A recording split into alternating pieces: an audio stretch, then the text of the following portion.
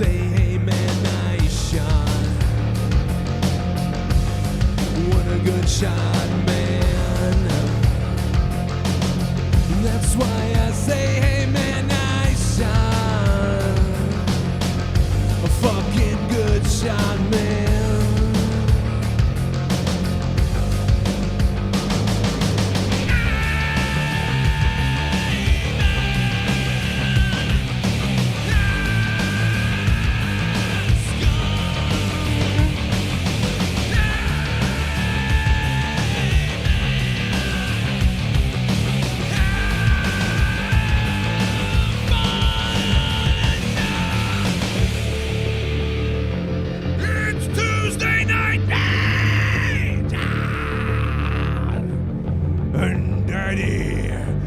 Daddy's hungry.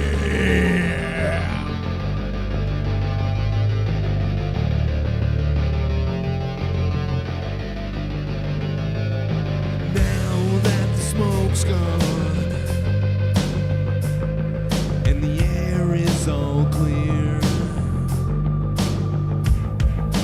those who were right there, they got a new kind of fear.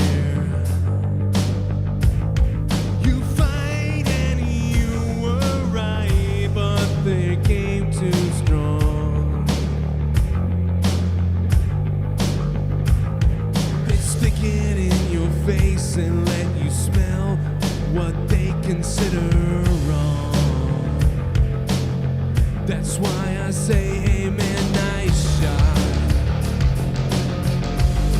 Oh, good shot, man. That's why I say, hey man, nice shot.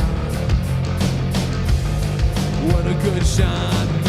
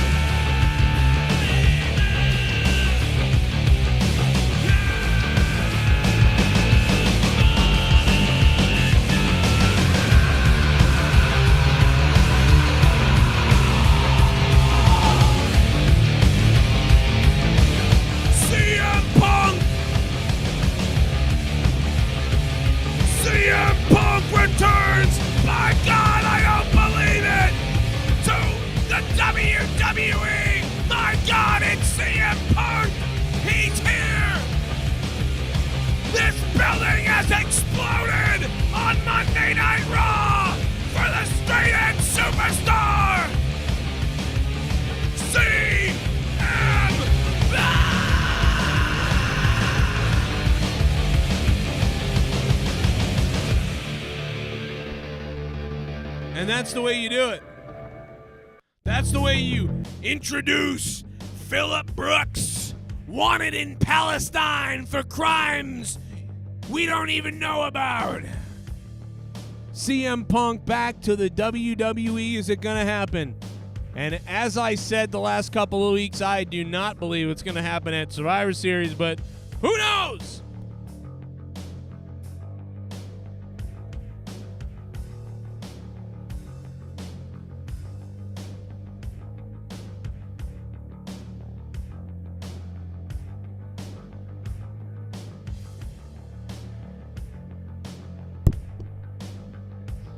Okay. It's Tuesday night, starting a little bit later, not too much late. Not too late. About on time, almost got there. Had the kids in bed. Grammy's over to watch the kids. Watching the kids. You got to hit me with that intro really quickly. Hit me with that intro really quickly. Really quickly. When Raw, SmackDown, WWE, or AEWN. Tune in to The Joe Cronin Show. Live on YouTube for review and reaction. Joe Cronin and Jake break down all the action. All of it. The Joe Cronin Show. Your source for wrestling opinions, news, and insanity. A wrestling podcast with attitude. Mature audiences only. Join our community of over 70,000 people. Subscribe free on YouTube to The Joe Cronin Show. And here we are on a Tuesday night. It's just you and me, guys, right now. And we can talk about whatever we want. We're gonna try to keep it wrestling tonight. I'm going to put a poll up in a few and see what you guys want, but we're going to try to keep it wrestling. There's plenty of wrestling to go around and to talk about. Take the sweatshirt off right now for a minute because I am blazing hot after that intro. And it might have just been the intro, but that intro heated me up pretty good. Start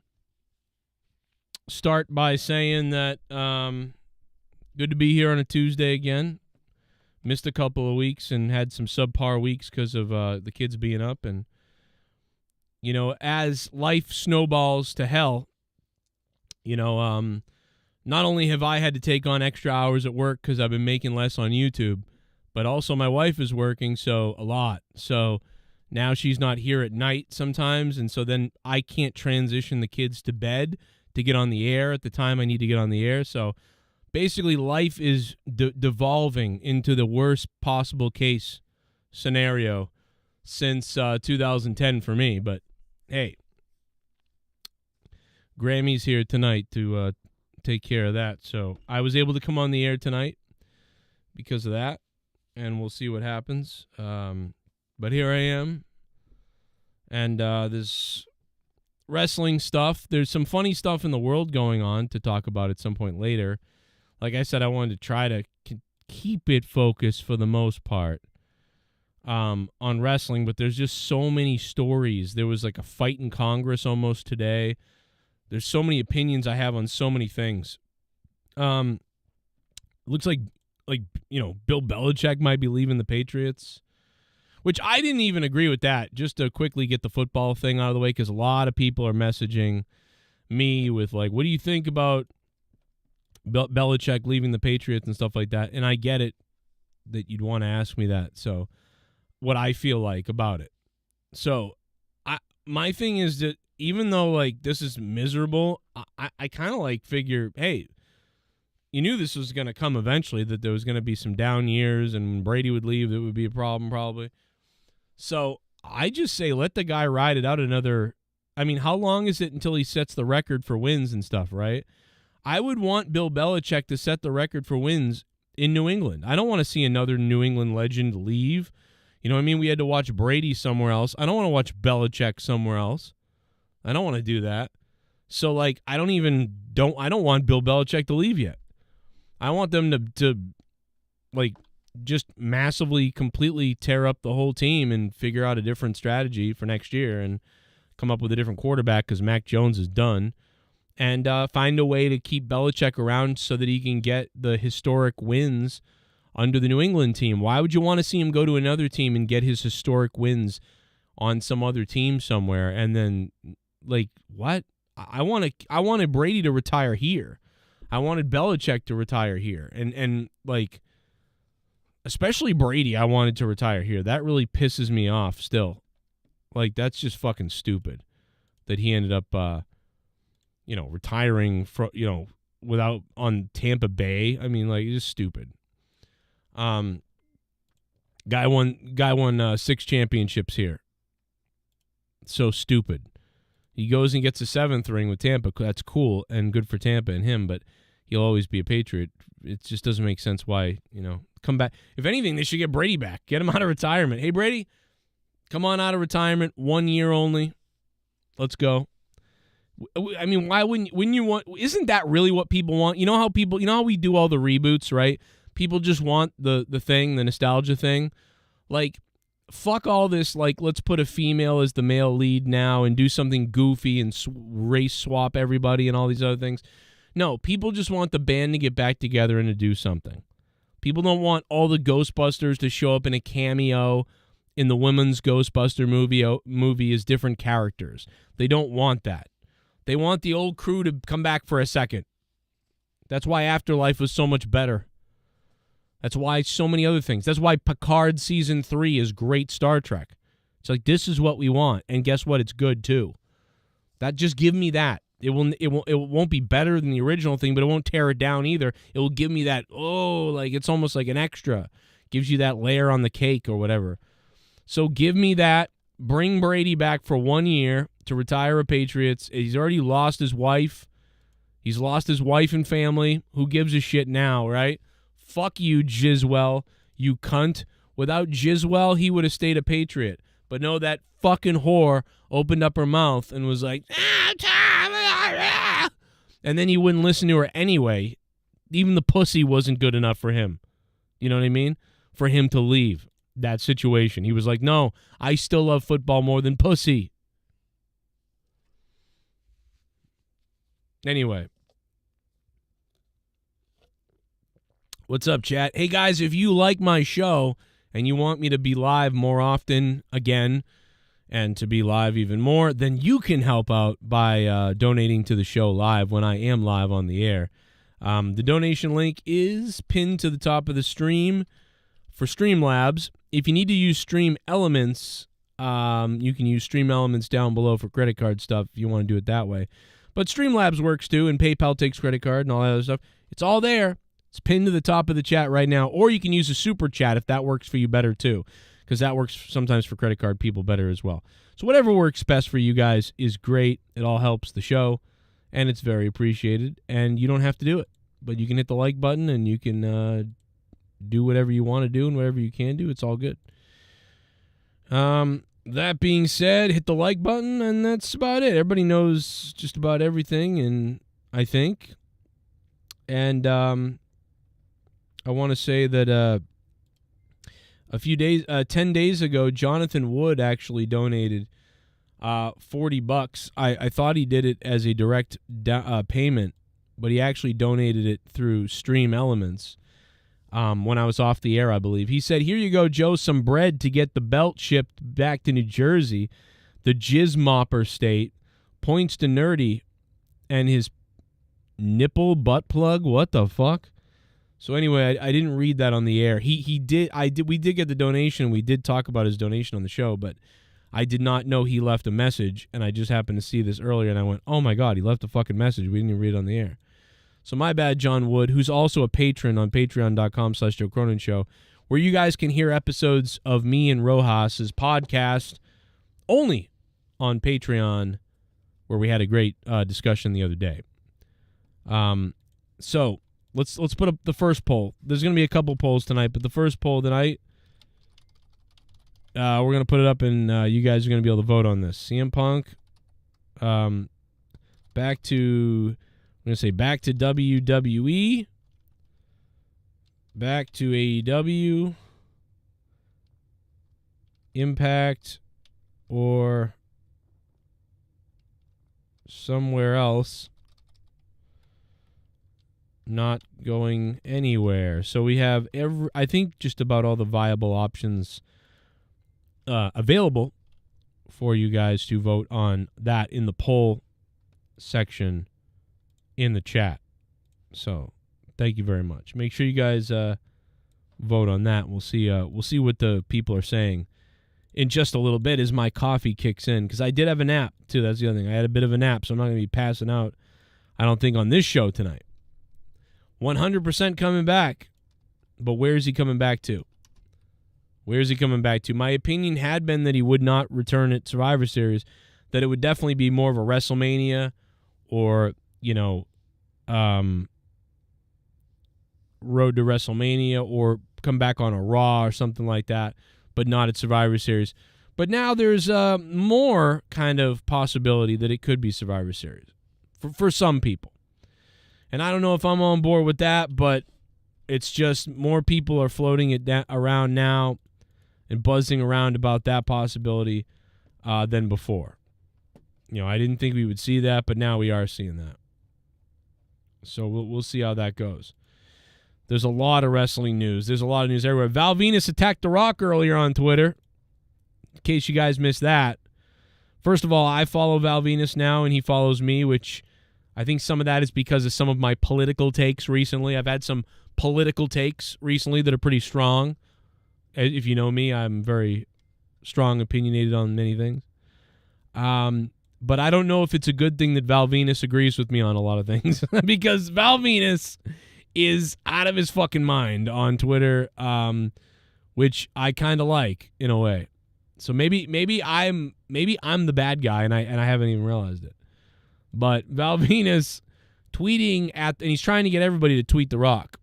You guys do whatever you want. I mean, I can't even get everyone to tweet, WWE to hire me on commentary. And we already know from Road Dogg that they already listen to all my commentary. And instead of listening to my commentary, though, they listened to some of my rants on YouTube and said, we can't hire this fucking guy. And so they don't even know that I'm a real fucking commentator. They just know that I scream on YouTube as whatever. Anyway, Val Venis said, hey, Rock, when you are bold enough to promote political positions and candidates that will rule over us peasants, he's talking about Joe Biden, you should be brave enough to stand tall and defend your positions from scrutiny. Man up, coward. Hey, Joe Rogan, care to offer hosting and moderating this debate between Val Venis and The Rock? Hey, ladies, the big Valboski wants to show The Rock the cock. Imagine that debate. Imagine the big Valboski going up against The Rock. And I hate to say it to the big Valboski, but big Valboski, I got to be honest, my friend. I think The Rock, I think you're just not big enough. I think The Rock is too big. You know what I mean? You know what I mean?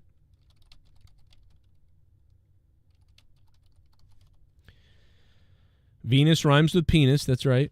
But no, I think that Val Venis, listen, I appreciate Val Venis. I like it. He doesn't give a shit. And, some of the things Val Venis has said on Twitter, I 100% agree with Val Venis on. There are some of the things that he's just fully far gone on, and I don't know if I can really get behind it, but, I get where Val Venis is coming from. And I don't know. I've always liked The Rock, right? A lot of us have always liked The Rock. I like The Rock, you like The Rock, whatever. But there is that bit of Hollywood fakery, that's coming from The Rock, which I can't look past it. I like The Rock. I want to love The Rock. I really do. And he's been so great and he's so talented in so many things. But there's this weird, The Rock is a great example of, kind of confusing me. And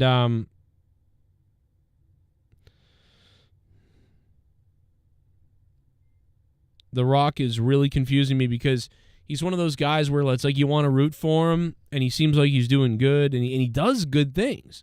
He goes around and does all these great things, and he's almost like more extrovert Keanu Reeves, because I feel like Keanu Reeves is like a introvert quietly doing good deeds, kind of like Jericho does that too. But I feel like The Rock is like, I can't tell if he's really sincerely this just beautiful person, or if The Rock is like eating babies somewhere. You know what I'm saying? Like, I feel like somewhere The Rock is eating children, like children's assholes, and sauteing them and shitting on them and stuff. Like, and it's the worst stuff ever. You know what I mean? Like, somewhere The Rock is like at a seance. Like, can't you see it, man? I can totally see it. He's too good to be true and weird that it's like, Cena's kind of like this too, but The Rock, man, I don't know. It's like you see him out like, hey, people, hey, how you doing, man? The Rock says, how you doing? Hey, what's up, Lisa? It's your birthday. It's your third day of cancer treatment. The Rock just wanted to come by and say, happy birthday, sweetheart. You stick in there. You do your thing and everything, and you're going to kick cancer's ass. The Rock knows it. Oh, my God, I'm talking to The Rock. Oh, my God, this is crazy. Love you, sweetheart. Hey, listen, I'm going to stop by. I'm going to see you one day. The Rock, kiss the babies, kiss all the things. I'm The Rock. It's amazing. And by the way, I just donated $10,000 to the missing dogs fund too, by the way. And then everybody's like, The Rock. Hey, The Rock. And then The Rock gets in his limousine. He puts his sunglasses on. The driver says, "Where to, Mr. Johnson?" And The Rock says, "You know where the fuck we're going." And he goes, "Okay." And then they drive to some crazy place out in the land no one's ever seen before. And then the driver gets to get out, and The Rock says, "Make sure you turn around." And he turns around, he blindfolds the driver, and then the driver walks The Rock up to a gate, lets him in, turns around, he can't look. The Rock goes inside. Then all of a sudden, The Rock opens the door to a cave. He takes an elevator down into the underground basement, and suddenly there's a whole bunch of celebrities and rich people fornicating and cutting people and children, and just fire, and they're drinking babies' blood. Like, I don't know. I don't know why. I get this weird vibe that, like, that could be true. And I know I don't really believe it. I really believe that Occam's razor, The Rock, is just some really outgoing extrovert, business, happy guy who tries to do his best to be loved and make money. But there's this little part of me that's like, I don't know. He seems too good to be true as a person. He just seems too good to be true. Somewhere he's siphoning baby's blood into his own asshole for some reason. Like they're drinking blood into his asshole. I don't know what it is, man, but I'm sorry. I know it's sick to say that, but and for some reason I feel like he fucks animals too. I don't know what and I'm just saying, I don't think that's true really. But there's a part of me that can see The Rock fucking animals and cutting up, children in a cave with Hillary Clinton. You know what I'm saying? Like, but really, I don't think that. I think he's really a great guy and a good person. And that's what I really think. But there's that little bit of, I don't know. Little tinfoil hat that pops in there that, these people. I mean, look at all the celebrities that were on Epstein's Island. How many of those celebrities were like people you were like, they're so nice. Oh, my God. Like Bill Gates and Tom Hanks, you're like, they seem like sweet people, smart, intelligent, sweet people. But then you look at Tom Hanks and you start to think about him choking a child, and you're like, you know what? I could see that. Same thing with Bill Gates. And people are like, oh, leave Bill Gates alone. You're a fake liar and whatever. Yeah, okay, why does wife leave him? Why does wife leave him, citing that he was sick? So his wife, Bill Gates' wife, knows. Bill Gates' wife has found the magazines. Do you know what I'm saying? I'm just saying. We're going to go to the poll soon. We got Mustafa on hold on Discord. That should be interesting. And let's go to the donations while we wait for the poll to climb a little bit. And we're going to find out tonight who the top donator is. We'll see who it's going to be. I'm going to put them up here on the screen. And we'll get them up here because they deserve to be recognized and sodomized. I feel like Vince McMahon could be on. And listen, I love Vince, but Vince could be in that category too. God damn, man. Look at the baby's ass.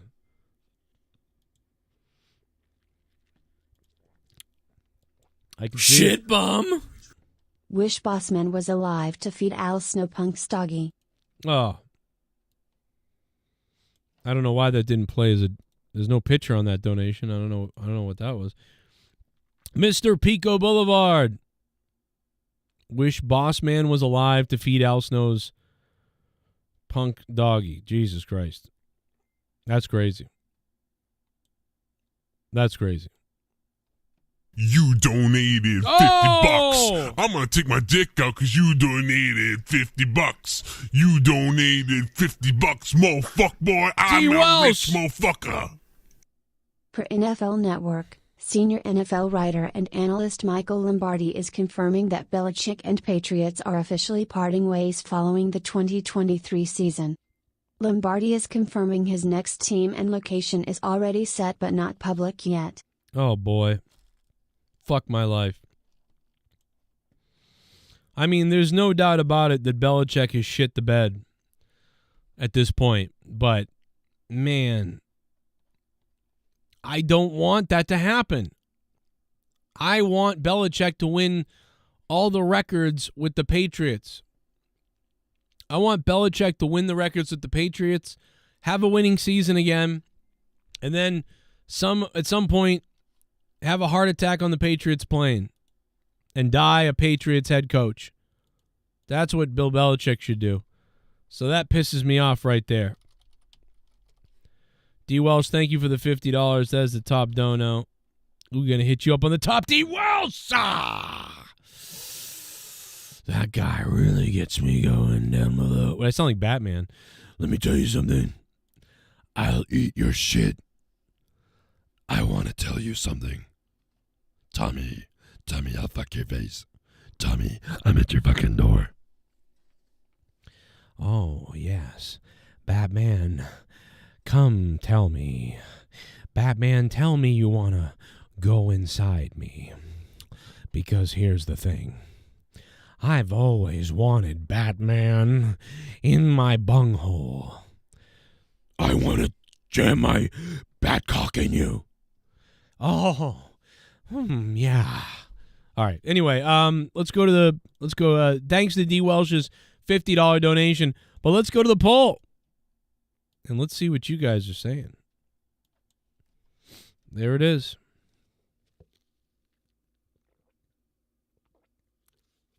There it is.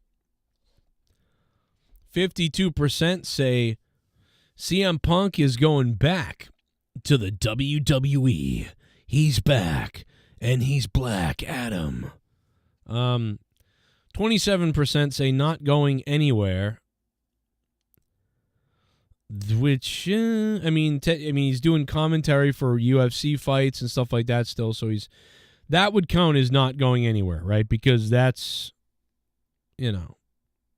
makes sense. So, I think he's going back to WWE. I really do. I know it's stupid, maybe, and I'm sick of talking about it. God knows I'm sick of talking about it. But,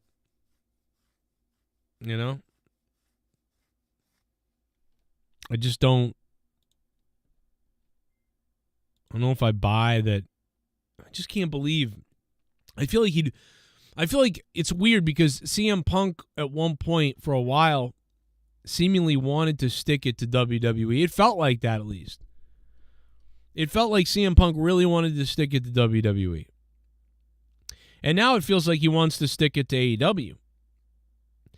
And it also is weird because, part of, a lot of people say that part of why Cody Rhodes left AEW was because of CM Punk. I don't think it was because of CM Punk himself. I think Cody Rhodes left AEW because more how Tony Khan treated CM Punk. You see, I think that CM Punk or that Tony Khan only had a certain amount of attention he was willing to give to certain individuals at certain times. And so I think that, Cody Rhodes helped Tony Khan build AEW to where it was. And then Tony Khan got a shiny new toy in CM Punk. And I think Cody was offended by the attention that Tony Khan gave to CM Punk. I think Cody Rhodes was offended by the gravitas or whatever that the Young Bucks and Kenny Omega were given over him. I think he was offended that the Young Bucks and Kenny Omega had a little bit of an edge over him, it felt like. And then I think Tony turned his full attention to CM Punk. And he kind of just left Cody out, like, whatever. You're okay, Cody. Yeah, you're here. But, I'm really focusing on all this. So I think Cody was offended by that. So I don't think that Cody blames CM Punk. I think Cody Rhodes was more upset with Tony Khan. So I don't think there's this ill will towards CM Punk. I've heard a lot of people say that no, he's not coming back to WWE because all these reasons, but also because, Cody's there. And Cody wouldn't want him back and all these other things. That's the problem. That's different in WWE. The one thing that's different about WWE now more than ever, is that, WWE is run more like a little bit more legitimately now than it was in the past. Or even in the past, it was run somewhat. There was somewhat of a hierarchy that made sense, right? Like right now, I feel like WWE is like, no, we have clear-cut stories for everybody in certain ways, and nobody is going to come in and suddenly, there's not one boss only, right? In AEW, Tony Khan was the only guy. The only guy was Tony Khan. In WWE, it's like split among multiple personalities in the back, creatives all funneling into Triple H or Vince McMahon and several other people. And so therefore, you're like, hey, producer A and writing team B and wrestler, you guys all work on that story, you guys all work on this story, and I'll decide where to put it on the card, and I'll put my input in as well. And we'll go from there. And this is one of those cases where actually all the voices end up helping, because there's no room. There's no room for like 3, 4, 5 guys to just dominate the boss and take over the boss's time, because in the WWE, everybody's got a shot right now. You've got Sami Zayn, the Usos, they've got stuff. The Bloodline thing, that's going on. You know what I mean? The Miz has something going on his own in some way or whatever. Cody Rhodes has his big thing going on. Everybody's got their thing. And there's so many positions and places for everyone to star in their own segment story that's going on. Whereas in AEW, it felt like you had to knock people over to to get attention. Or at least it's more clear cut right now in WWE. Like, it's clear. Cody Rhodes probably right now, or in the last couple of years he's been back in WWE, Cody Rhodes probably feels like he's got a more clear-cut, like, this is what we're doing. I know what we're doing. This is what we're doing.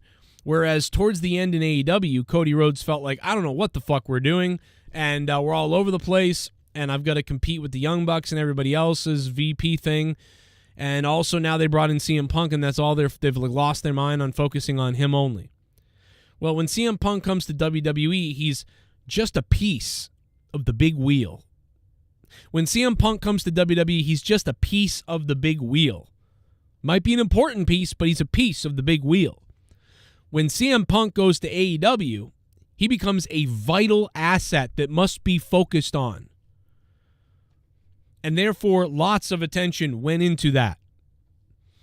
Thus, why jealousy and nearsightedness can help destroy the company, because of Tony Khan's, obsession to one or two storylines, which, let's be honest, Vince McMahon always had that situation too.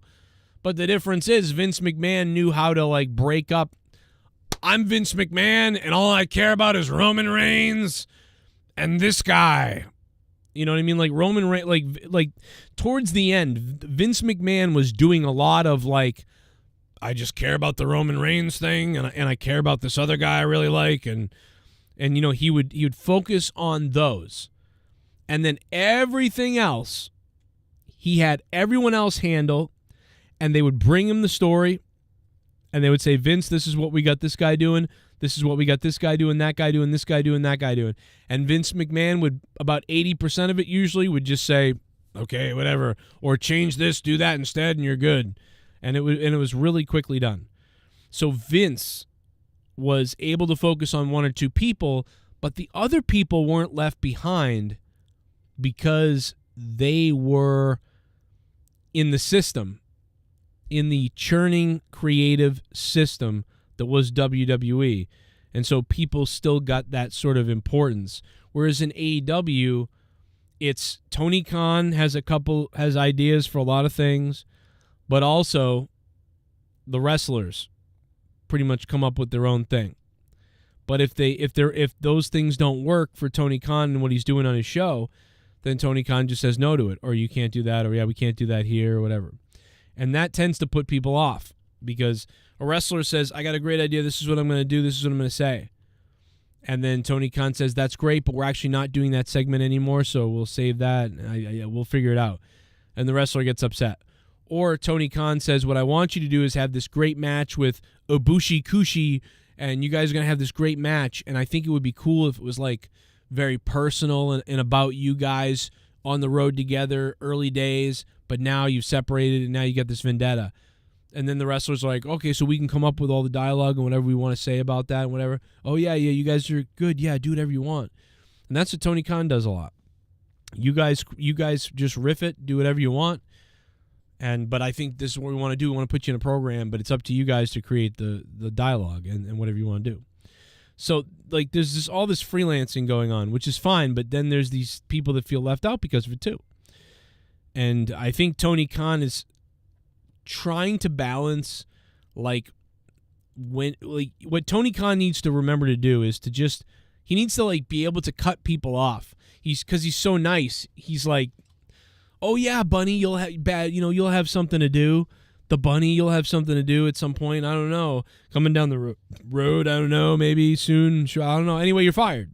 You know that. Like, it's like he. I mean, she worked there for a while, but there are some people that it's like he just needs to be able to say, I don't have anything for you, and I know that's a bummer, but that's just where we are right now. It's nothing you did. I just really don't have anything for you right now. And we're going to let your, contract expire, and that's it. But he doesn't want confrontation, so he just strings people along, and then he goes, yeah, you know what, you can go out tonight, and I want you to be involved in this segment. Sure. And then, like, okay, cool, then what am I going to do? Then we'll bring you back maybe, or we'll do something. And then that never happens. Because Tony Khan can't just sort of... I think it's a combination of two things. It's hoarding. Tony Khan has a hoarding problem where he wants to hoard everybody because he might need them or might want to use them or might have an idea, but sometimes he doesn't for a long time, and he just hoards people because he wants to have them, and what ends up happening is people get upset, and it starts creating a problem, and wrestlers get restless backstage, and then problems happen. And that's what happened with Cody Rhodes. But Cody Rhodes had helped launch the company. He had done this big indie thing. He had really built himself up. He thought he was a head figure in the company.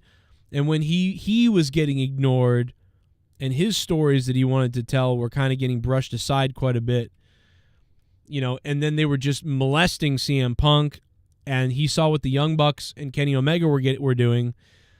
I just think he went, wow, this is fucking gone. I've created a monster. I got to get the fuck out of here. That's what happened. I don't think it's like evil. It's not some terrible thing, evil thing that AEW and Tony Khan are evil. I got to get out of here. It's just something where it's like, okay, this is kind of turned into something that I don't like.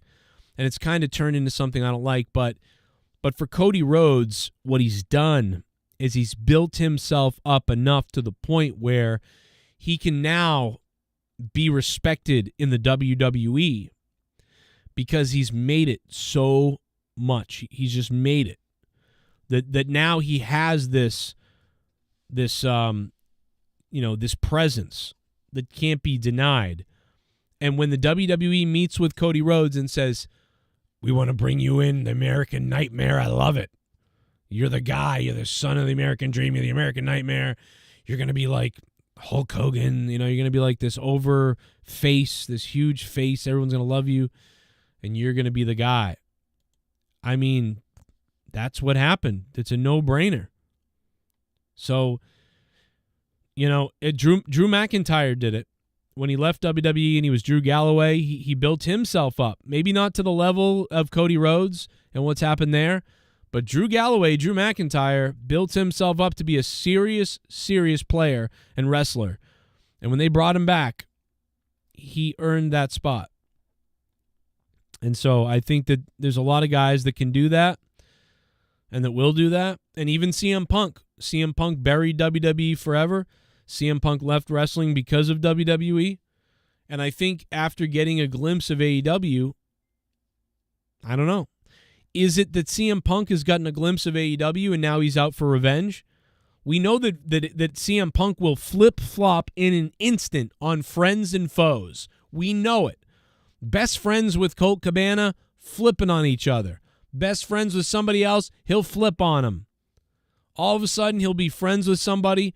Like, I'm telling you, bro, CM Punk will do whatever he wants for some kind of reason, and if that means that he's that pissed off at AEW, if CM Punk knows that a lot of the things he got mad at WWE for were kind of trivial or, arguable, and he was kind of a cunt, then he will go back to WWE because he knows what the monster is.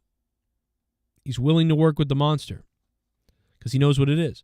And now he's seen how AEW, which is funny because he went in AEW saying, this is real wrestling again. I'm finally back into a real wrestling company. Oh, my God. WWE was a nightmare and disgusting, but now I'm in a real wrestling company. But now he could be going back to WWE. So, I mean, when I say CM Punk is fake, trust me, guys, he's fucking fake. I don't give a shit what anybody says. CM Punk is a fake person. He's a guy that will call you a homophobe for saying anything or voting a certain way, but he'll call a guy in the front row a homo for having a mohawk or something and call people the F word and say bad things because he's allowed to do it, but you're not because he's a tyrant. CM Punk is a tyrannical person. He's a far left tyrannical person who wants you to be locked up if you voted for Donald Trump, but thinks that he can just lock people up because of that, and then says that other people are fascists, but he's the one that wants to lock people up for things. He says you're a racist, like AJ Styles. AJ Styles is a racist according to CM Punk. Why? But yet AJ Styles has all kinds of black friends who think he's a great person. So who do you believe? CM Punk, who says AJ Styles is a racist, or all of AJ Styles' black friends who seem to like him? So in the end, it still doesn't change the fact that CM Punk is a lying piece of shit. So I think that all that being equal, there's no reason why CM Punk wouldn't come back, because he will turn on a dime. CM Punk would sell his child, if he had one, which he won't, sell his child for $1. You know what I mean? CM Punk loves money, and he loves getting back at people. And WWE is harmless. They don't care. Hey, man, what you did compared to what other wrestlers over the years have ever done, look at what Hulk Hogan did. He left us and tried to take down the company. And we brought him back. Eric Bischoff tried to take down the company. We brought him back. The Ultimate Warrior stood Vince McMahon up for millions of dollars one night at and then he went out there, he got the $1 million, and then he got fired, and then he came back. Never say never. The Macho Man Randy Savage, we had some kind of video game partnership with him, and allegedly, who knows what he did with Stephanie. I mean, dude, let me tell you something. They will bring back anybody. It's business. Even when it's not Vince McMahon in charge, I think Triple H embodies the values and ideologies in many ways of Vince McMahon. Now, Triple H has his own way of doing some things and some other ways of doing some things, but I attribute it a lot to Star Trek. And I'm not going to go into Star Trek. I know, whatever. We're not going to go into Star Trek. But real quickly, Gene Roddenberry created Star Trek, the original series, in a TNG, The Next Generation. Then he died in 1991 or something. Gene Roddenberry died. I forget when he died. But the bottom line is Rick Berman was brought on to run Star Trek with Gene Roddenberry. And Rick Berman, for years, stood by and attempted to keep Star Trek as close to what Gene Roddenberry wanted as possible. Now, he didn't 100%, because Gene Roddenberry wanted no conflict on the starships, no conflict among Starfleet and the officers. That we've evolved to a level where we just get along so well. We don't have this conflict and arguments and stuff like that. And he thought that that's what would happen in the Next Generation because things had progressed even further. And so and for the most part, they kind of stuck to that. And they veered off a little bit in the first couple seasons. But then he died. And Rick Berman was left to carry the torch. Rick Berman could have said, fuck that, I'm doing my Star Trek. And I'm going to have lots of conflict because this is mine now, and fuck it. We're in a different time. But he didn't. They went on to do a little bit of that with Deep Space Nine, and they did veer away. quite a bit from Gene Roddenberry, but Rick Berman always really tried. And he shut down so many ideas because he said, that's not Star Trek and that's not what Gene would like. We can't do that. And that's what I believe Triple H is like. I believe Triple H has so many values like Vince McMahon, values that he learned from Vince and values that he agreed with working with Vince. So there's a lot of stuff still that you are seeing. It's not a shock, right? Which I think is a good thing. You're not just getting a shock, right? It's not Vince McMahon is gone and now, boom, someone completely different is taking over with a wildly different idea of how everything should run. No, Triple H takes over, and he's got some different ideas, and he's got some more modern ideas, and he's got some better ideas in some ways, but he also has some of those traditional values that sync up with Vince McMahon, so we're not all shocked into something completely new and different. You know, he's got a lot of that same ideology of wrestling knowledge and psychology, which is good. You know, for the WWE, because it allows the brand to still be fairly recognizable while being different and more progressive, not in the political sense, but in the sort of progression of evolving current modern wrestling. Anyway, I've really rolled into this. Let's quickly go. Now, Randy Orton could be coming back. CM Punk could be coming back. So many people, so many things could be going on here. I did not believe Punk would come back for Survivor Series. I thought Punk might come back at Rumble or something else. Or is CM Punk really showing back up in AEW? People think he really could be back in AEW, and it's all a big ruse. And we're going to go back to talking about Val Venis attacking The Rock on Twitter and going into that a little bit in a few seconds. But let's go back to the donations. Thank you to D. Welsh for the $50 donation, D. Welsh. Thank you, bro. Shit bum. Joe look into $7 Productions. The Rock is very cutthroat in monopolizing movies. I'll take a look at it. The $7 Productions. $7 Production. Is that The Rock's production? Does he have a production company now? The Rock has had a little bit of misses recently, by the way. Which, guys, I mean, The Rock hadn't done that. The Rock had not done that.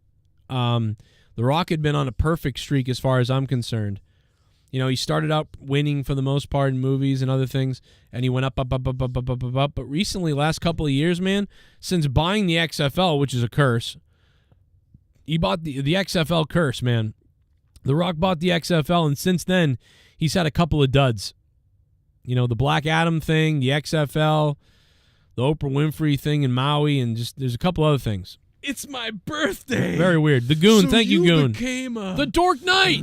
The Dork Knight. A member. Oh my God, Dork Knight. His podcast is gonna be. I can't wait till divorce be with you.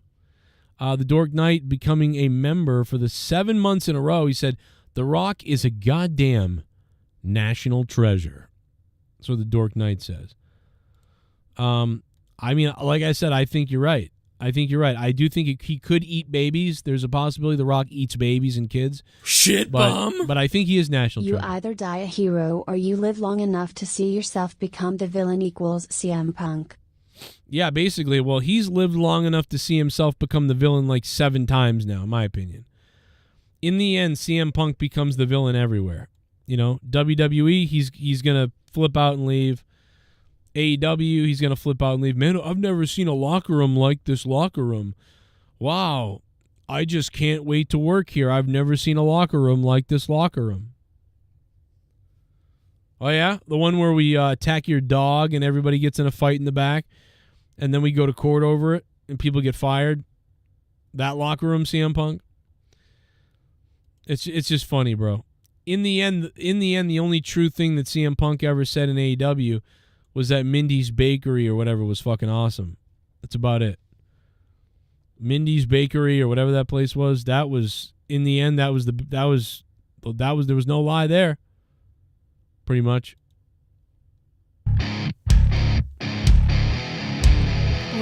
Oh, here comes the one and only Omar Fakarani.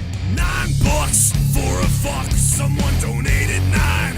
I'm getting hard. I got 9 inches inside of your wife.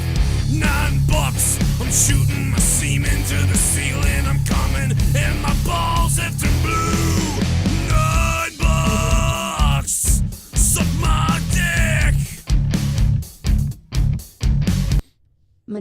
coming back achieves fuck all on the long run. It's just a bone to get the fans hype cause 90% of people are brainless. Punk is loving life, jerking off watching Bedard and the Blackhawks and Palestinian babies dying. Fuck Israel forever and ever. Well, actually, it's weird. Not to get political, but I don't know what side what does CM Punk do? Whose side is CM Punk on, guys? Does anybody know that politically? I mean, I don't want to spark a fight here, but what side is CM Punk on? Because CM Punk is a far left lunatic, but he's also Jewish. But CM Punk is somebody who would normally support Palestine and say, like, I would think CM Punk would be supporting Palestine because those are all the people that he's around that support that. So this is what I'm talking about, dude. The world's fucking crazy. I see black people on the streets saying Hail Hitler in the streets. It's like I see gay people saying they love Palestine. It's like they'd kill you there. So like, and then CM Punk is Jewish, but all his friends are Palestine supporters. So what does CM Punk do? Like, I don't, what does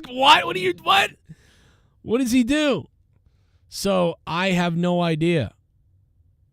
So here's the thing. If CM Punk supports Israel, that goes against all his crazy left-leaning stuff, because BLM supports Palestine and a lot of the LGBTQ is supporting Palestine. I don't know why. It makes no sense. I don't care. I don't care about what other people's sides support, whatever. But, like, yo, that's, like, I'm in the camp of I want everyone to stop killing people. That's where I'm at.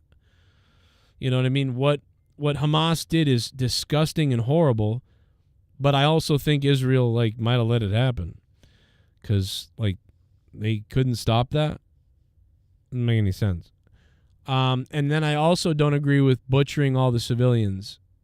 You know, even though I get you have to fight back, and I would fight back, I wouldn't be able to control myself. I'd flip out if that happened in my country, which is what happened on 9/11 too. We were like, let's go. I don't care where. Let's go. Same thing happened to us on 9/11, man. They bombed our towers, and we were like, fuck it. Iraq, whatever, let's go. And they suckered us into going to war in Iraq because we were angry. That's what they do. So I don't know, man. I just know this. I want to minimize all casualties because I'm not in Israel and I'm not in Palestine. So I want to minimize all casualties. I want children to not die. I know that Hamas on the Palestine side did horrific things to children. It's disgusting. I can't even talk about it. I'll cry. But also I can't also get on board with bombing the Palestinian people and little children dying everywhere. I would rather, extract or, come up with some other solution than that. But then war experts would tell you that you have to wipe the people out.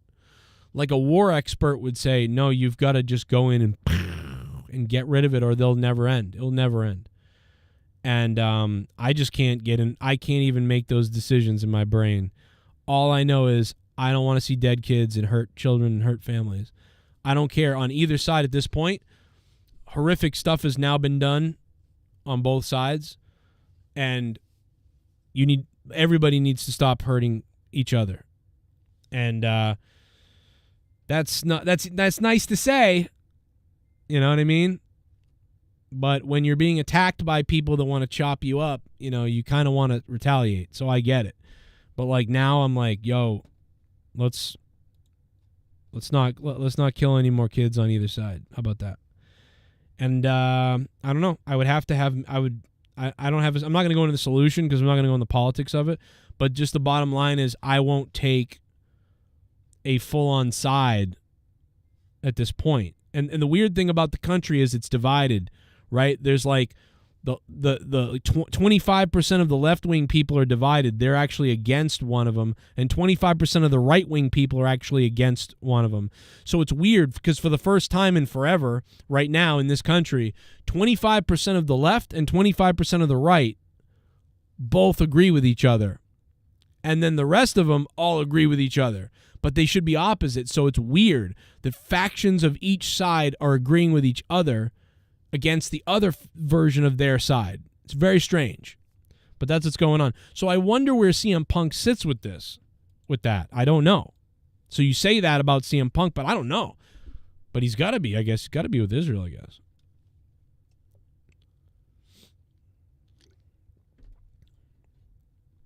But I just know that I am not going to be one of those people that full on takes a side, though. I just can't do it because I see everybody's point.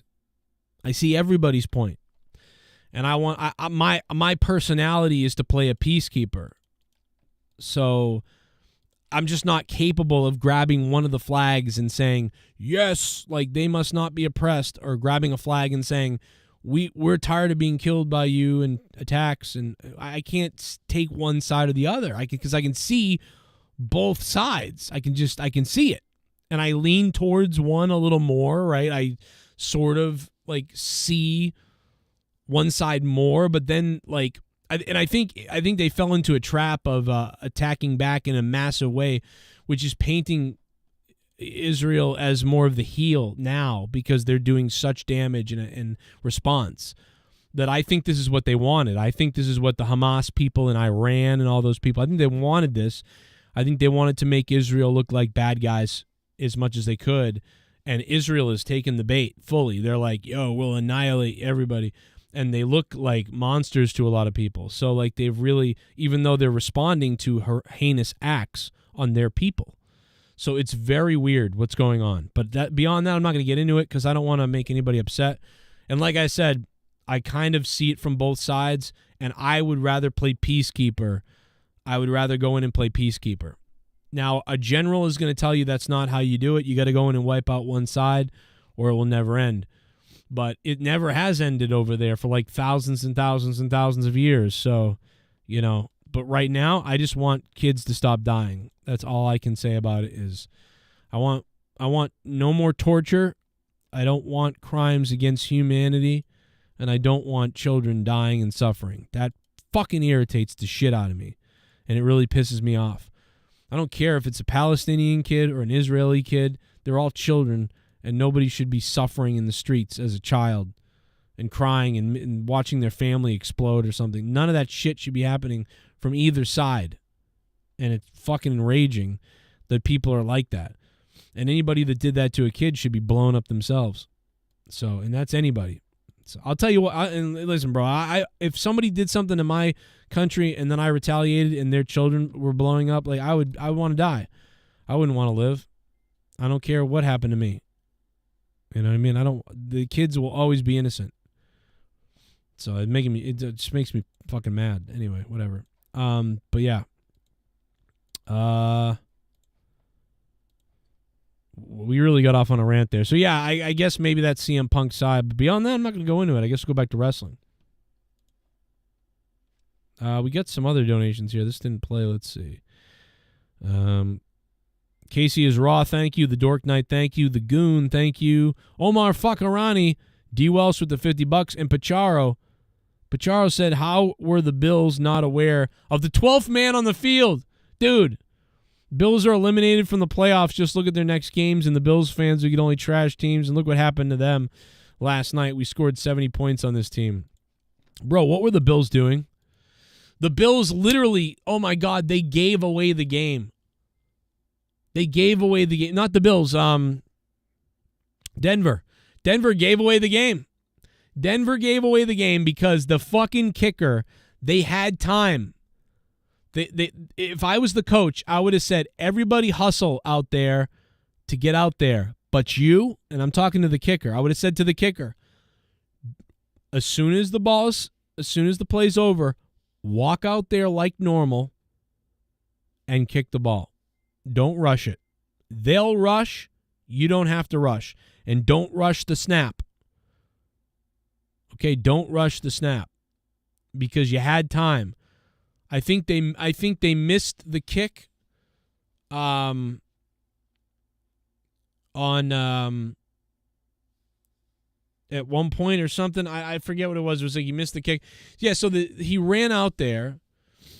And what happened was his leg was tired. His fucking leg was tired. He had a limp leg because he ran out there, the kicker. He ran out onto the field, quickly got set up, and they snapped the ball. And now they did do it earlier. They did it earlier in the night, and they got it. But he missed because, bro, I think his leg was tired from the fucking running onto the field. He was bombing out there. He was running harder out to the field for that kick than the kick earlier that they rushed to kick the field goal. But then there was like a timeout. What was it? Who called the timeout? Was it Denver or Buffalo? I don't remember. Because depending on who it was, well, it couldn't have been Buffalo because they wouldn't have wanted to. Why was there a timeout? I don't remember. But either way, then the Bills, they get a second chance basically. Right? The Bills get a second chance. And they put 12 guys out there. The guy misses the field goal, and they got 12 guys on the field. That's what it was. It was 12 guys on the field. So the guy rushes out there. They blew it by rushing too much. He had a few seconds to take a second to kick the ball normal. And they rushed too much. They made a mistake. And you win the game because they made that mistake. And then you didn't win the game because you made a bigger mistake by having 12 guys on the field, dude. The Bills blew it.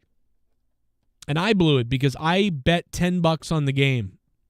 And somebody was joking, Joe, you thought you were going to win all this money on $10? Yeah. Fucking first place was $10,000 or something. And I was really close because I had the kicker and the defense, and I had a couple of the other guys who were top as my MVP and top picks on FanDuel. And all night I was winning $500. Then it switched to $800, then it switched to $200, then it switched to $300, then it switched to $100. Then by the fourth quarter I was only winning $100, and I was like, ah. And then by that kick towards the end, I dropped down to $7. And I went, oh my God, I lost $3. Oh my God. And some people are like, dude, why would you bet $10 to try to win $10,000? Because I'm fucking poor and I'm trying to win money. Because I might need to win money in order to stay living. You know what I mean? I might as well bet $5 or $10 because I need thousands. D. Welsh said, how much for shots? I don't know, $300. Drop $300, Welsh. We'll pull out the shots. No, but yeah, maybe, I don't know. I don't know. $200, I'll do 3 shots in a row. And then I'll do a shot for every $20 that comes in after that. There you go. $200, I'll do 3 shots right on the spot. And then I'll do a shot for every $20 that comes in after that. There you go, Welsh. Nobody has to do that, and I doubt anybody's going to do that. But that's, you want to know what the number is, it's that. Omar Fakarani, let's go over to the Discord because it goes down in the Discord. Down in the Discord. Down with the Discord. Down with the Discord. Stole my fucking joke, Rostafa. God damn it. I lie, I cheat, I steal. It's a family tradition. Oh, it's also a. But no, what's going on, guys? How Did are you you? say that because it's been 20 years since since he died of a heart attack? That's It's horrible. called 18 years. Do the math, bro. Oh, I thought it was 20. My bad. Since who died?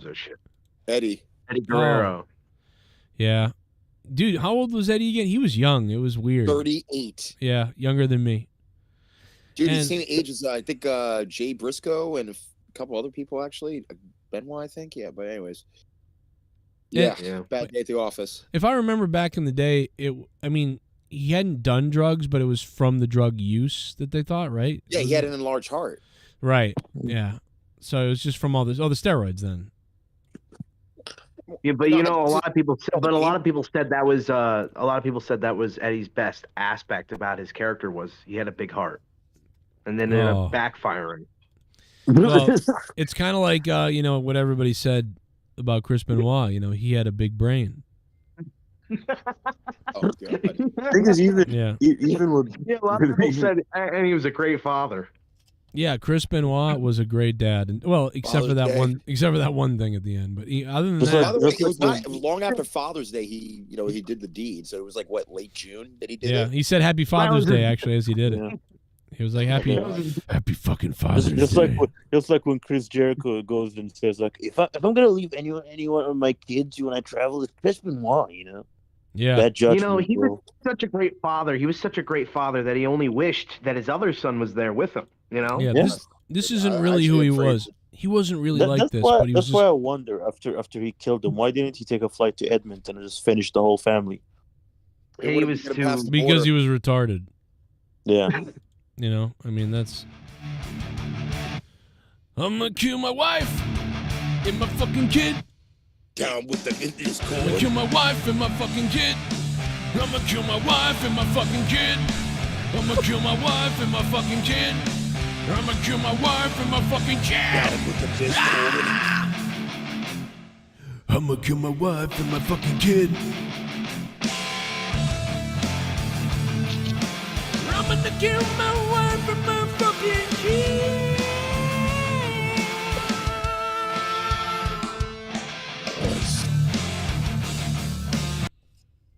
Sorry. You know, there's someone in the chat going, real nice, or that's terrible. Like someone who isn't used to the humor. Shit bomb. Unsub. Did you see the Draymond Green fight tonight? No. Did I see the Draymond Green fight tonight? No. Ankle Breaker 2. Thank you for the $2. Why, was there a good one? Let's check it out. There was almost a fight in Congress today, too. It was great. I enjoyed it. Yeah. Draymond Green. Let's see. Isn't he, what is he, a basketball player or something? Stand your butt up then. You stand your butt. Actively. Oh, okay. So I'm gonna look for it, try to find it. But yeah, there was a fight in Congress today. Here's a clip of it. So let me set it up first. It's Senator Mullen that basically gets up to try to fight this guy.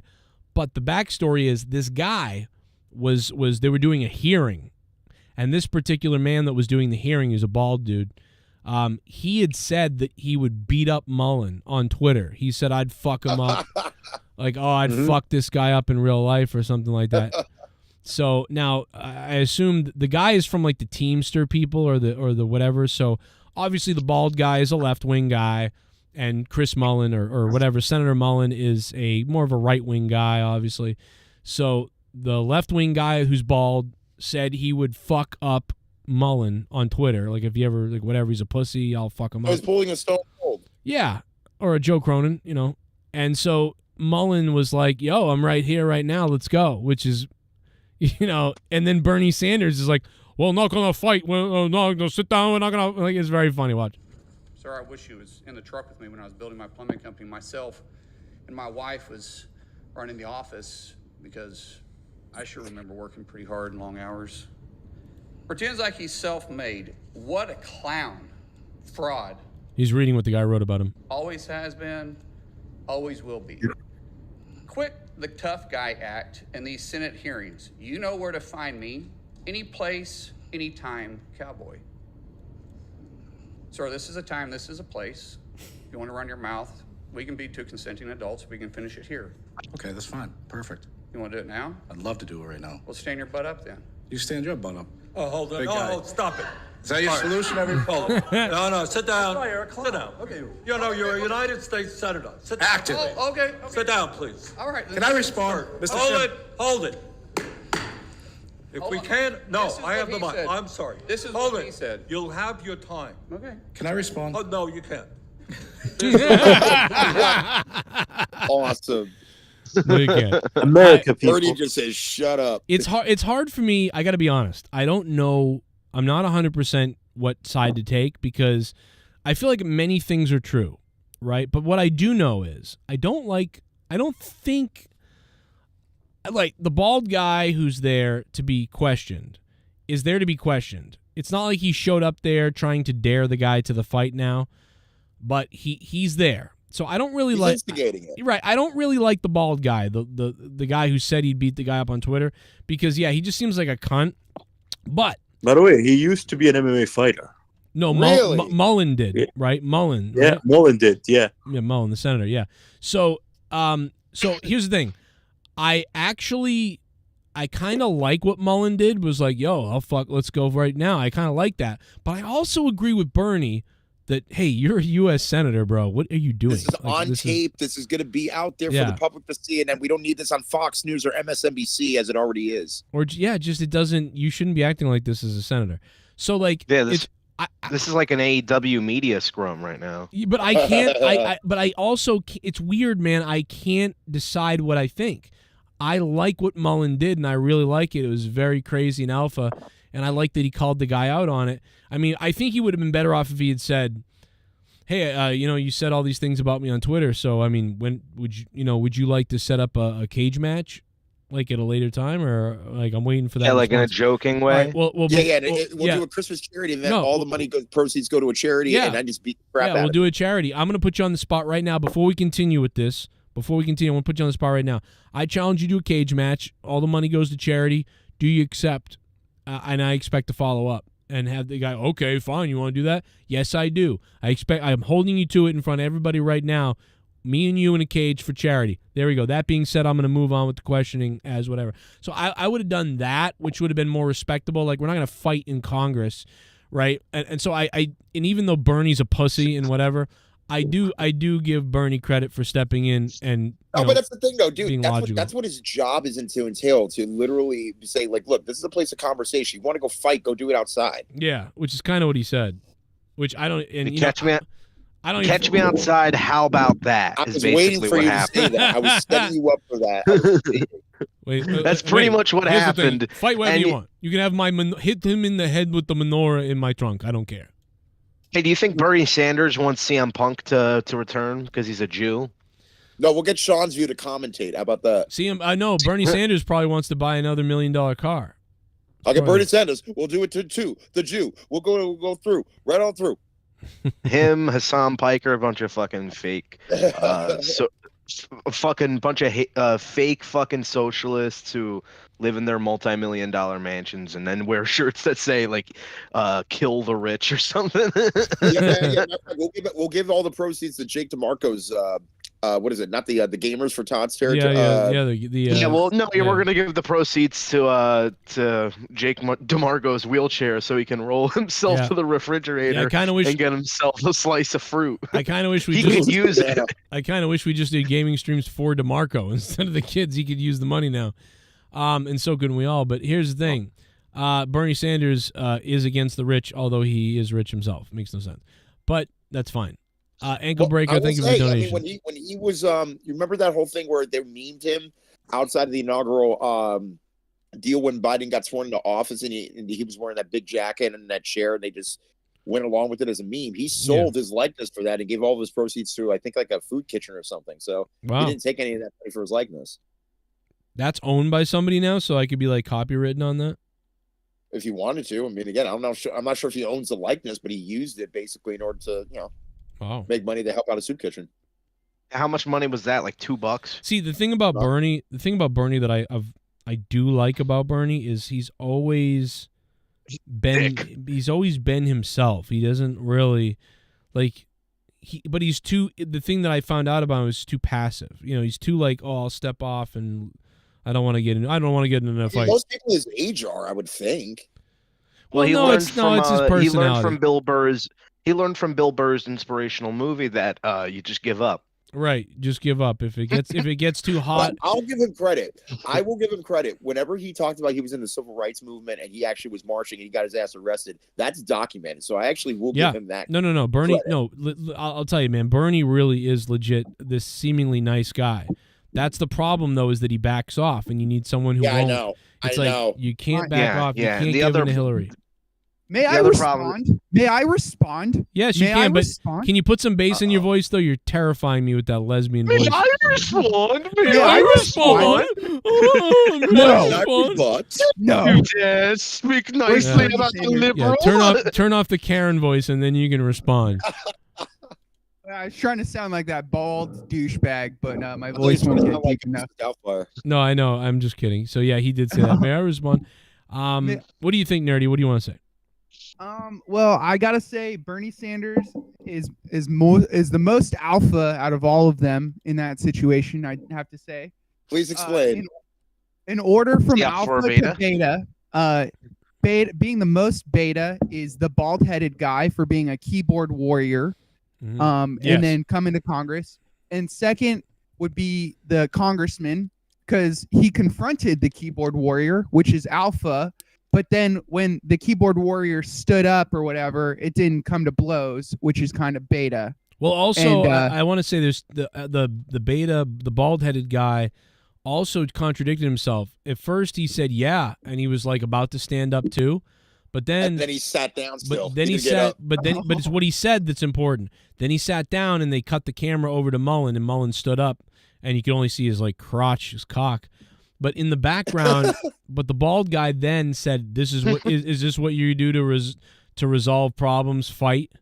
Well, motherfucker, you said on Twitter that you'd fight the guy, so Yeah, you're what a a fucking douche. idiot. So all the people that were on Twitter, they were like, "Typical Republican wants to fight everybody." The guy said he wants to fight him on Twitter. He started it by saying, "I'll fuck you up anytime, any place." The guy called him out on it. He's not. What the fuck?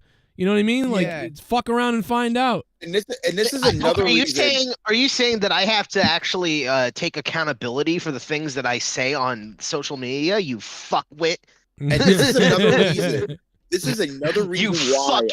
You fucking Republican swine. This is another reason why I hate it when news only report the little bit of what actually happened when they don't talk about the whole entire freaking video. Like, dude, it's insane. Yeah. Yeah, but I'm glad that Bernie Sanders put out the fire and there wasn't an actual fight. Put out the fire. I hope That's that they not actually. That's not the song. Can we just acknowledge that that's not the lyrics to the song? I don't care. I'm changing the rules. We didn't start the fire, but you're like putting out Did you the ever listen fire. to That's Mick not the Foley, fucking version song. of that on the Education Pod of Awesomeness show? Yeah, deflect. All right. Hey, Rastafa's back with a vengeance. I haven't heard him start. Yeah, no, he's ready to go. He's ready to go. But no, so I give credit to Bernie. And the weird thing is, I think I like everybody. I don't think I like the Teamster guy. I got to be honest. I think he looks the most beta. But even he did say at first he would fight him, and then I was like, okay. You raised a piece of shit. But then he changed his mind. Hey ho. Oh no. Hey ho. Oh no. Chris is out of his mind. Oh. He cut the fucking phone line. Nancy and Danielle losing their lives. It's the Bowflex Bop. Oh my God. Oh my God. Jesus Christ. I didn't get to hear. What did you said? Someone said something about The Rock, Val Venis, or something. Yeah, so I did it earlier, but okay. So I'm just gonna say this: Val Venis is very right wing at this point. Yeah. Right now, I have been called that too, and Val Venis now follows me from some of the things I've said, and I am not. I'm like. I still think I'm an independent. You know what I mean? I've taken the tests. I'm very independent. I'm even left-leaning, liberal, kind of like liberal. I'm like liberal libertarian, if there's some kind of mix of that in there. But Val Venis follows me. I agree with him on a lot of things, but there's also some things I don't agree with him on. But so Val Venis has been very political on Twitter, going very hardcore on Twitter. And one of the things he's done is now he's attacking The Rock, saying, is The Rock going to apologize for promoting Joe Biden? You know what I mean? And Well, let's back up just really quickly. Let's back up. Yes. So remember when Rock came out and he cut that promo on Trump where he's like, where are you? Where's our leader? Where's this? And this is like during the time where yeah, I remember that. Rides to the streets and stuff like that. Yeah. So basically the reason why, and again, I don't know what Rock's politics, not that I care, like what they were beforehand. But you can honestly say that based upon the fact, I mean, again, the whole thing with Hawaii obviously was a complete botch. But honestly, with this, it's like I get the idea in which Val's trying to question Rock. But then I also realize that, like, dude, this is the same guy. No disrespect to Val, but yes, he's for marijuana and legalization, and especially the fact that he's Canadian. But the idea is that between Biden and pretty much everything that was going on with Trump and everything. It's like I look at it from the point of view of like what's long term for The Rock in terms of his affiliation, because people kept on saying that he should run for president. I'm like, dude, his brother never even took an office as a mayor. Why are you trying to rush this dude to become a president? Because why not? Why not? Trump never held an office. I know, but again, in at least in Trump's case, and again, I'm not trying to defend him in any way, but at least in his business practices, despite the fact that he's had failing businesses in the past, and he's been schmoozing with politicians for years. You know, again, Rock to any degree has not really done that. The only politician probably even close, if not even a business mogul, was Vince. Well, I think. All right. Well, I mean, come on, all that backstage politicking. I mean, you see the bloodline nowadays. He can get anything done. I think The Rock. There was a time. The man. The Rock is somebody who will kind of like do what's best. I feel like put it this way: when George Bush was the president, and George Bush was getting a lot of heat from left-wing people like me, The Rock sort of like always said, "I got the president's back." You know, that sort of thing. By default. And I think The Rock, even when Donald Trump was president, I think The Rock kind of had the back of Trump kind of in a way. I don't know, man. But not in the end. Once the whole when the January 6th thing happened, The Rock even before that. Yeah, a little bit It was around the that. Black Lives Matter stuff. Yeah, suddenly he came out again, and I think The Rock has been polluted by Hollywood. See, there's The Rock who worked for WWE, who seemed to be independent but lean a little bit right, but like, but now, but now The Rock is more leaning a little bit left because he's in Hollywood. He's been polluted by Hollywood. How could you not? The thing is with The Rock. The Rock would, for example, criticize Donald Trump right now, crazy, but he would defend Harvey Weinstein or not comment on what Harvey Weinstein. I'm telling you, man, The Rock is the kind of guy. If he goes to a party and sees a girl getting raped, he's just gonna leave. He's leaving. No, he's not. I mean, look at all the. Wait a minute. I'm gonna disagree with that. I am going to disagree with that. I don't Let me think tell you that. something. I don't think that. I do not really believe don't think that. that's I strongly believe that if The Rock is at a party, I'm just gonna say is if The Rock is at a party and he sees a girl getting raped, he's laying the smack down. I'm telling you, I really do believe that. No, he's laying the smack down. I do. I believe it. No, I don't know. I think he'd lay the smack down on the guy. Join in. And then he would, then he'd have sex with her consensually. Yeah, who fucked this bitch? He'd be like, get off my prey, bitch. Get off my prey. Yo, that's some kind of conversion. Like, dude, he's on the phone with his agent. The agent's like, how'd the party go last night? Well, The Rock stopped a girl from being raped, and then The Rock raped her. That's what, Don't make you. The Rock. The Rock. And he would do like a little chuckle. He would do a little chuckle like, I showed that bitch what The Rock was cooking. She saw the strudel.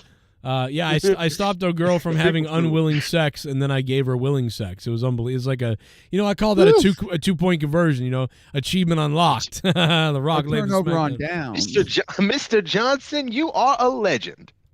Right. So I will defend The Rock. I think Bernie Sanders might run away. I don't know. But The Rock is not leaving the party. He wouldn't know. He wouldn't know what to do. He'd be like, "Oh, okay, here. He'd take a few dollars. He'd end up supporting the rapist. He'd be like, I don't agree with it. Let me. If you stop that, sir, I'll give you $200 in my pocket right now. Give you $200. Go to the bar. Please leave the girl alone. Can you imagine the press conference that The Rock would have to do after that? No, well, yeah. I mean, if The Rock had any say, it would never be found out about. The Rock would be like, "Listen, honey, The Rock did you a big favor tonight. Obviously, I couldn't let that happen. Obviously, but The Rock, let me The Rock tell you this: if this gets out anywhere, anybody ever finds out about this, wasn't there say that we went for you are dead. You're a dead bitch. Wasn't it like a legal case where The Rock kidnapped a woman apparently or some shit like that? Yeah, he was part of a list of people because, well, some allegedly this crazy lady was saying all these people kidnapped her and they were all these celebrities and all these things, which number one sounds insane and sounds like she just made it up, but also number two, what if she didn't make it up? Well, she said Chris Benoit was also a part of the conspiracy. No. Chris Benoit. It's always going back to Chris Benoit. Yeah. Did this guy know something? Did this guy know something? Maybe maybe the WWE had their own little sex island going on. You know what I mean? And Chris out of her Benoit. mind, that chick. Maybe they still do. She fucking sued Bank of America. She sued a bunch of people. She sued 1,000 people. Yeah, she's in out of one her lawsuit. mind. But like, isn't it so crazy that people who aren't even like, you know, like they're outside of wrestling still bring up Chris Benoit? Right. Chris, we can't escape this guy. It's like you're watching like a commercial, right? And randomly some guy is like, yeah, it's like a McDonald's commercial. It's like, yeah, I'll have the number 2 and a Chris Benoit action figure. I'll have a number 2 and a Chris Benoit. I mean, it's the biggest murder case. I think it's Chris Benoit and Aaron Hernandez. They're the biggest 2 cases of CTE, right? I guess. Yeah, I think honestly though, who do you rate? Who do you think had the if you could do a Yelp review, who had the better murder scene? I think Aaron Hernandez was a badass. Review. No, probably. He's a badass. Wait, who was the guy? Who was the guy that they did Dark Side of the Ring on a couple years ago? He owned a promotion, and he died from like a cocaine overdose, and he had like oil all over him. Something Abrams. Abrams, yeah. Guy ruined Star Wars. Yeah. That was a pretty interesting Stacey scene. Abrams, the ruined Georgia. That was an interesting scene. You know, I was just this is totally random, but since we've gone off the political spectrum, do you remember when there was like a BLM rally parade, basically? You know how they were leaving the cities and going to the suburbs? So they're walking through the suburbs, and all the people in their homes in the white picket fences are on the other side of the fence with their guns, standing there looking at the people BLM marching down through the street. And so anyways, they started blasting. But no, they shouldn't have, but they didn't. But here's the thing, what's funny about it is when you look at it, it's actually like the most peaceful thing ever, and instead it just looks like a parade that they put on for the white suburb people. Like it just looks like with shotguns in their hands. Like with the shotguns in their hands. So at this point, like to me, I would just hand out candy. I'd be like, bro. And here's the other thing. And you know how people, you know that I agree that all lives matter, and I don't really get into the whole like one life over. I don't like the whole like, you know, I just don't get into the whole thing on the BLM stuff. But what I will say, if I saw a small group of people marching like this, it would make me sad, because if you had a sign that said my life matters, like I would feel. If I was one of these people with the guns, I mean, I would be there too, because I'd be like, I'd seen what's been going on, burning people, everything and stuff. So I'd be there, but I would change my tune if I seen that they were peaceful, and I would say, hey man, I'm so sorry that you feel like that your life doesn't matter. Your life does matter, bro. Give me a hug. Like we're all neighbors. Yeah, bro, let me give you some reasons. That one, like I get and then they say, we don't need your pity, you honky ass motherfucking cracker. And then he stabs me. Stab. And then he starts raping your wife. And then raping Leah in front of me. Man, fuck like your kids too. You have to do that to get into BLM. Rape the whitey's wife. Rape the whitey's wife. I really do. I think there's a lot of entitlement on a lot of people out there, but genuinely, if you almost said gender, didn't you? But no, genuinely. I'll watch your video playback. Look at this crap. You see that? Imagine like Joe. Joe goes to one of them. Joe goes to one of them. He's like, "I'm sorry, man. I feel bad for you." He's like, "I'm gonna fuck your wife. I'll fucking kill you, family motherfucker. You cracker ass redhead kids.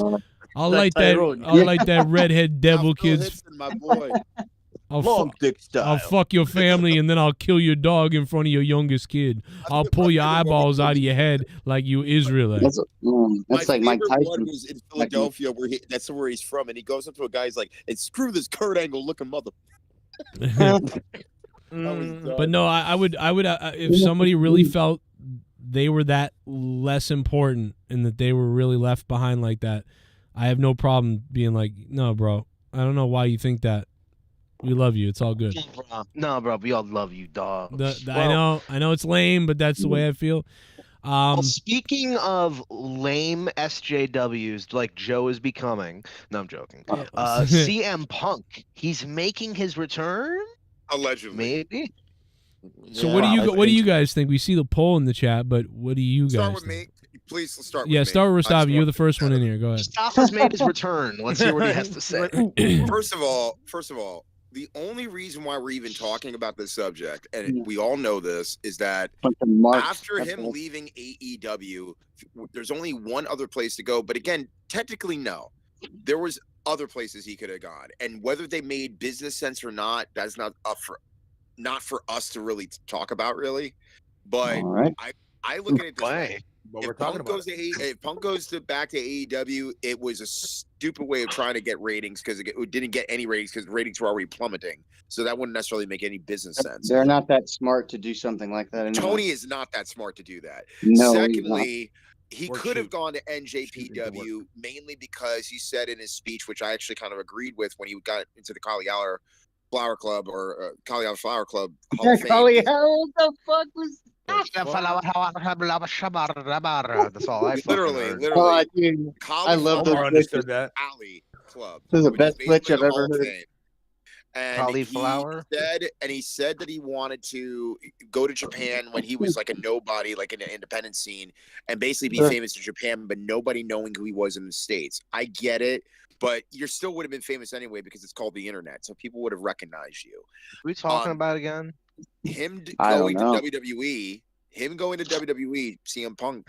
I swear, it's like people want to believe that all will be forgiven and this and that. Dude, he walked out of the company regardless if he was right or not. Not gonna matter. They were shitheads. He was a shithead.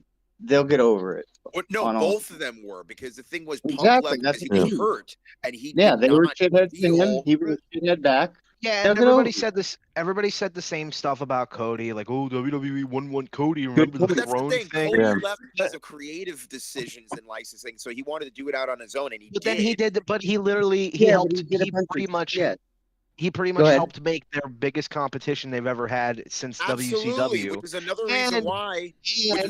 And also did the stupid throne bit. Everybody thought, uh-oh, no, Cody's gonna get buried, and now Cody's like the number 2 guy right now in WWE. So I think that's evidence enough as it is. The fact that the WWE's now there is an Anthony Davis fight in the NBA. What's going on tonight in the NBA? There's a bunch of fucking fights. They're like, dude, you know what it is? They're seeing NHL. And they're like, bro, we got to step it up. The NHL players are fucking tough. Let's fight on the court. Now that we talk about it, when you were talking earlier, you said, like, Congress people shouldn't fight. But now that I think about it, back in the day, the most badass politicians, the ones that created the Constitution, they were dueling. They were fighting each other all the time to the point where they would kill each other. But no gloves were being thrown except for like maybe bullets. Getting shot. Bullets were being shot. Yeah. Well, I mean, what do you say? Honestly, I think this is this is worse because hurtful words were thrown out there, and those scar more than bullets ever could. So in other words, one guy is tired and hungry, and he has to deal with children. Oh my God! That's essentially what it is. Yeah, I mean, he was mean. CM Punk should retire for sure. He won't though, because like Ric Flair, they never. Well, why retire? Honestly, like I don't like Punk. I agree. Sorry, I didn't mean to cut you off, Jesse. No, go ahead. I agree with Joe though. Like Punk is a piece of shit. Obviously, we all know this. He's a fake piece of shit. But as a wrestler, he is a very entertaining character. Even I have to admit that. And you can look back for years. I have always had something negative to say about Punk, even when people were sucking his fucking cock. All right, but at the same time, oh, I'm sorry, Jesse. You want to say something? No. Sorry, I was just agreeing. No, he's just cooking, probably. Jesse's on crack again tonight. No, I just said yeah. That's all I said. I was agreeing. I'm sorry. I didn't mean to. I'm sorry. Anyway, it's also, I think it's pretty obvious that he's coming back to the WWE. I mean, they've laid so many fucking hints. I mean, that's the thing. There's hints, but again, even if he doesn't show up at Survivor Series in Chicago, people are going to say the Rumble. But the thing is, if he doesn't show up, cool. Either whether he goes to the company or not, cool. It depends on what he wants to do, regardless of what the company wants to do with him, because it's his choice. He's making the choice to come back to the company that he felt hurt him, not just mentally and emotionally, but physically. Because again, he did not take any time off when he was injured throughout that entire run of 2013 going into 2014, and he had the oh my gosh, where he had kept on getting his knee pack for his freaking injury that he eventually had to get busted by. All that stuff though, all that stuff really, all that stuff. What's Joe? I'm sorry. Somebody posted the picture from one of the fights tonight, and then this guy Lethal Shooter in the chat, dude. He wrote the $500,000 bonus got the players going crazy. Oh shit, Joshua Gaffney. So many fights in the NBA tonight. It's Fecal matters on the floor. It's okay, I am a horse. Fecal matters on the floor. It could be worse on the floor. Fecal matters on the floor. Garguts. On the floor. Fecal matters on the floor. But it's okay, I am a horse. It's okay, I am a horse.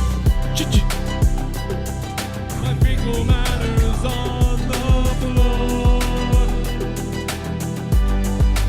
On the floor. Joshua Gaffney. Come goes. All right. Wouldn't WWE have taken Punk by now if he was going back? I don't see it happening, but I guess I could be wrong. I'd like to see him go back to WWE, because as much as I can't stand him as a human, I do enjoy his work. Yeah, he's gonna. I want him to be. I want to see Punk. I know he's a piece of shit, but I want to see him. I mean, so wasn't Shawn Michaels back in the day. Yeah. Logan Paul, like, he's a douchebag. We all know this, but honestly, I think he's great as the United States champion. Those are the best wrestlers. Alpha douchebags are the best wrestlers. Yeah. Well, not just that, like, he has a lot of great stuff especially to do, when like, you have the athletic ability and the street cred to back it up. Of course it is. Especially when, dude, if it equals money and if it equals dollars, then it makes all the sense in the world to keep him around. Just to go back on the Punk thing, I believe he's coming back for 3 reasons. First of all, remember, guys, when he went to Raw, like when he was with AEW and he couldn't talk to Triple H and basically talk to the Miz and basically made up. He got his ass thrown out of the building by Vince. Yeah, Vince. Yeah, because Vince didn't want to throw. Vince did this because he was signed with a different company. And also, he wasn't thrown out. He wasn't thrown out of the building. Not to interrupt you, Omar. He wasn't thrown out of the building. There was people that, you know, they thought that maybe he would have issues with, and they were just like, you know, I think it's best if you just leave. And it wasn't like a fucking Fresh Prince of Bel-Air, like we're gonna throw him out onto the street, you know. Like it didn't go on like that. Look at the contractual situation. Back on the roster yet? Back to that point. I think that's one of the first reasons. The second reason is he is back for the first time since he left on the alumni page. Like right now, you can see him in the alumni page, and he is there. Illuminati page? Oh, you mean the alumni? Alumni page. Yeah, no. Jesus Christ, you scared the shit out of me. How did you pronounce it? Illuminati. English is very shaky, you know. Yeah, you got to. That's the Middle Eastern. The alumni page just shows that they've already had their eye on him. Omar, what you just said, I thought you meant. All I heard was kill Americans. Like that's what it sounds. Yeah, like. Fuck you. Whenever some of that Arabic comes out in the accent, it just sounds like kill white people. Kill the infidels. Yeah. He starts asking for aluminum foil we run. You better be careful. I'll get my Israeli friends to come find you, Omar. You better be I want to kill one of them. Fuck these cunts. Wait a second. You know what I was just thinking? You know, I was thinking it was really funny because it's like, oh, CM Punk, big news was just added back to the alumni. Would it be funny? Not to bring him up again, but Chris Benoit added to the alumni. Oh no! Now someone should hash this shit and do that. There was like no reason for them to do it. They just wanted to do it. Yeah.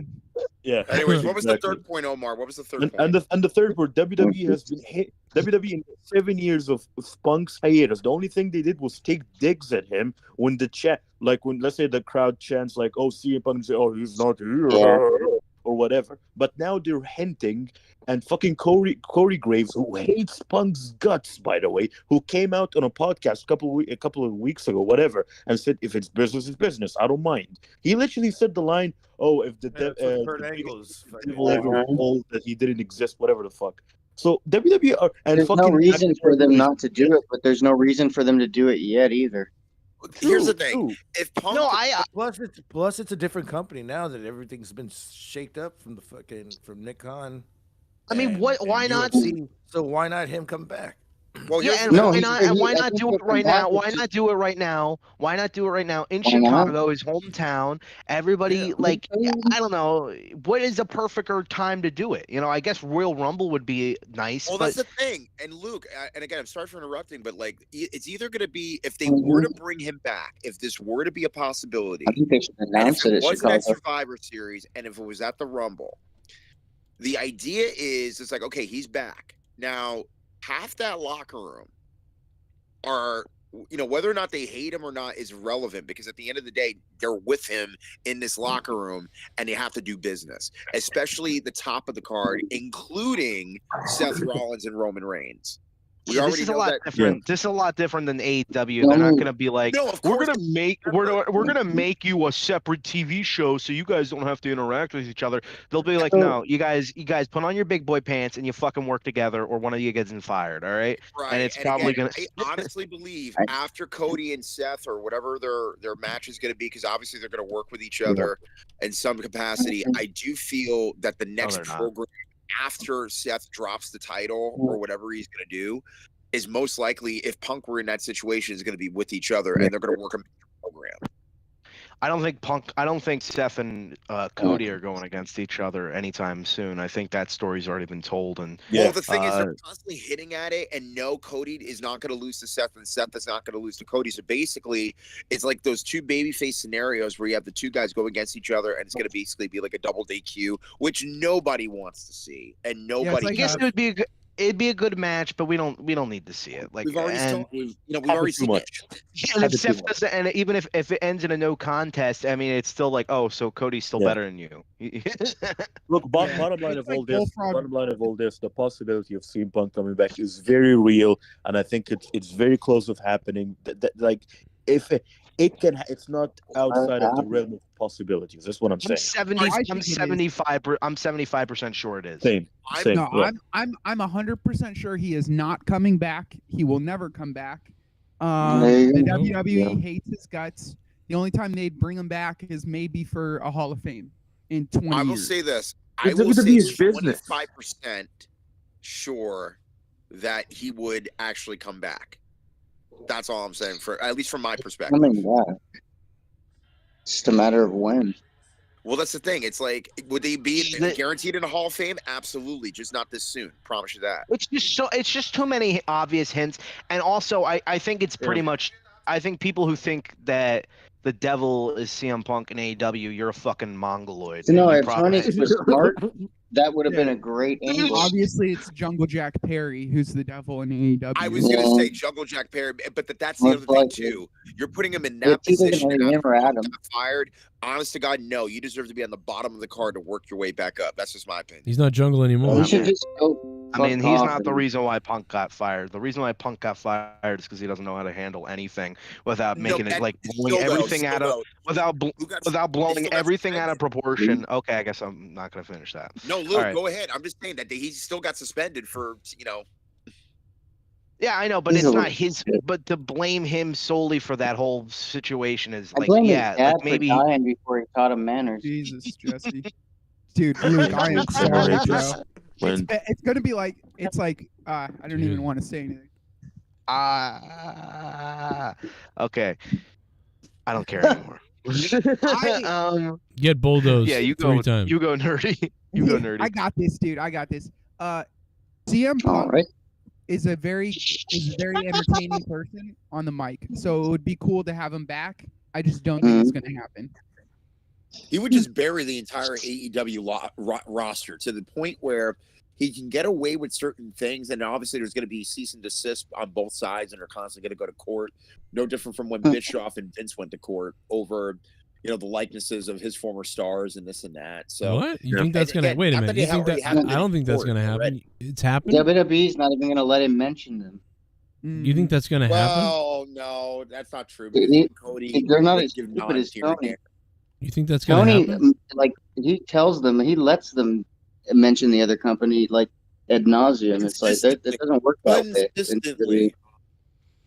If you constantly mention the other people, you're going to lose.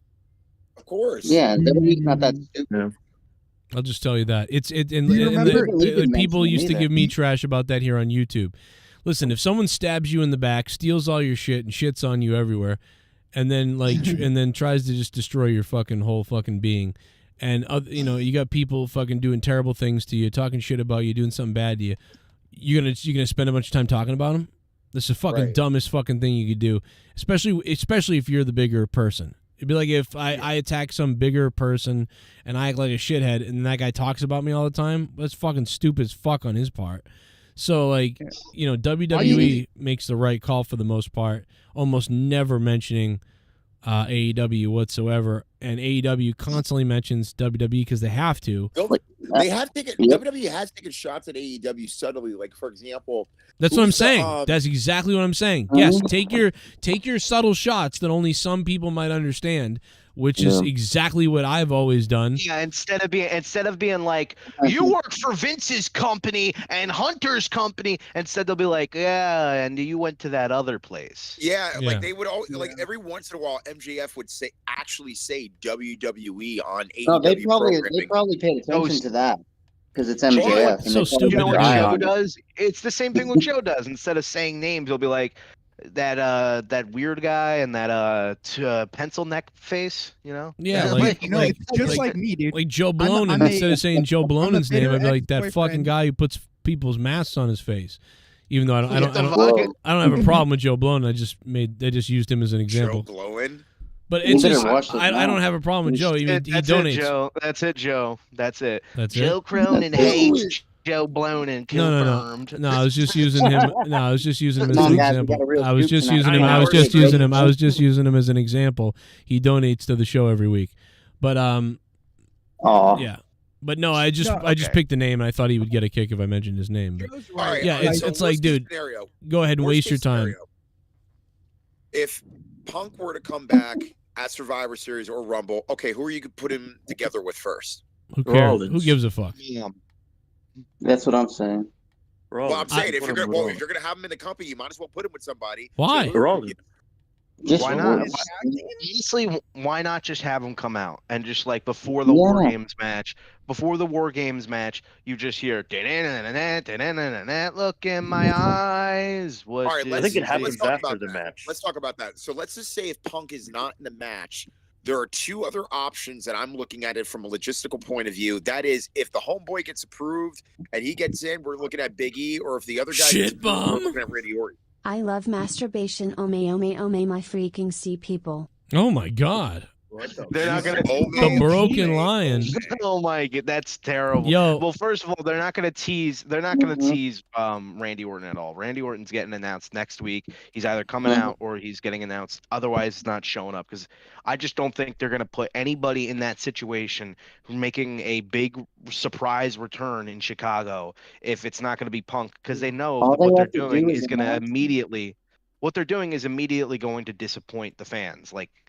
Either way, it's a lose-lose situation. They said that they were announcing it already. Well, it's been rumored and innuendoed that there was going to be a huge return at Survivor Series. The word innuendo does not need to be said there. No, but all they have to do is fucking announce him. I'm just telling you. He doesn't even have to work for months. He doesn't even have to have a match for months. They just need to announce him in Chicago. The fucking shit's done then. It's over. Yeah, if they just make an announcement like CM Punk is returning. Whatever. But he doesn't have to immediately go into a match. Like, it doesn't have to work that way. Well, poor Randy Orton, he's been fucking waiting for his comeback, and now everything's being For overshadowed by the CM Punk months, if shit. not over Yes. a year.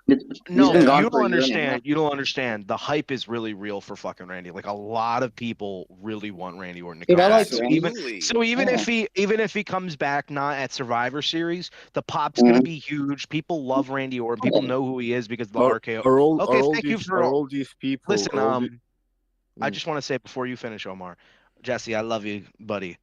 But I don't need everything I say to have a yeah, what, yeah, yeah, yeah, so I'm ready to throw something. Dude, he's going to murder you. I'm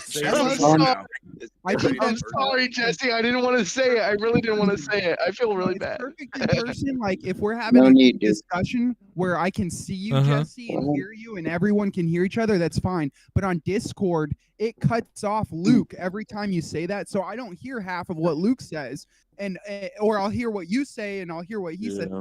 That's the only thing, and that's what I was going to say earlier, but I couldn't think of a polite way to say it. Okay. It's like that dude from fucking Wayne's World. That was the best when Luke was in the middle, and then somebody's voice would overtake him, and then he'd go away. It's because I noticed listening to Monetize This that like I was talking to two people at once, and like constantly every time I made a point, I would be like, so. And we got to get you a laptop. We got to get you a laptop with a microphone or something like. I have a headset on right now. I think it sounds. You sound good. Yeah, you do sound good. And it's tough, Jesse, because I do that same thing in person. Like if I'm Don't talking worry to about somebody, it. so they. All right. You know what? Let me tell you something, Nerdy. Nerdy, your voice kills animals. I'm just gonna break it to you. I'm just gonna tell you right now. Like I know that's not what we want to hear. Too bad it doesn't fucking kill Ivory or whatever the fuck. What gave you all that rat. the fuck? Ivory. Like white people? Ivy. Poison Ivory. Ivory. Yeah, he's talking about white people. I think he's against whites. That's Ebony and Ivory. Or as I called it on Monetize just the last week, I said Anglo-Saxon, which is Anglo-Saxon, whatever. Anyway, back to Randy Orton. I think Randy Orton is definitely coming back next week. Like there's no doubt about it. It's a perfect time to bring him back. I mean, and he can come in last at War Games since he's been gone for 18 months. Perfect. So how many people are surprised next week? One? There's one surprise. Is that right? Yeah, I think so. So there's one surprise at Survivor Series, and then everybody else is Rumble. So there you go. No, I don't think he's coming back at Survivor Series. I think he's coming back Raw, and then he's gonna go into Survivor Series. We know he's there, and then they'll do the Punk return. If not, if Punk's even returning, because I don't think they're gonna have who's gonna be the mystery opponent. It's in Chicago, and if it's anybody but CM Punk, it's gonna be a disappointment. And they don't want to do that to Orton. They don't want to do that to to Big E, like Rostafa said. They're not going to do that to them, so they're going to already just announce, Randy Orton's coming back, and he's going to be in the War Games match. Really? But dudes, think about it. That means that CM Punk has to stay in the company that long, and I don't think he can stay in the company that long. The rumor is that he would have like a multi-year deal where he would have appearances more on a short schedule. That was the same in AEW. Right. Well, there's some guy on Twitter. I don't know if he's true or not, but he said that he has a friend who works in the HQ in Connecticut, and he told him CM Punk signed a 2-year deal, 10 events a year, $5 million annual. And I trust him.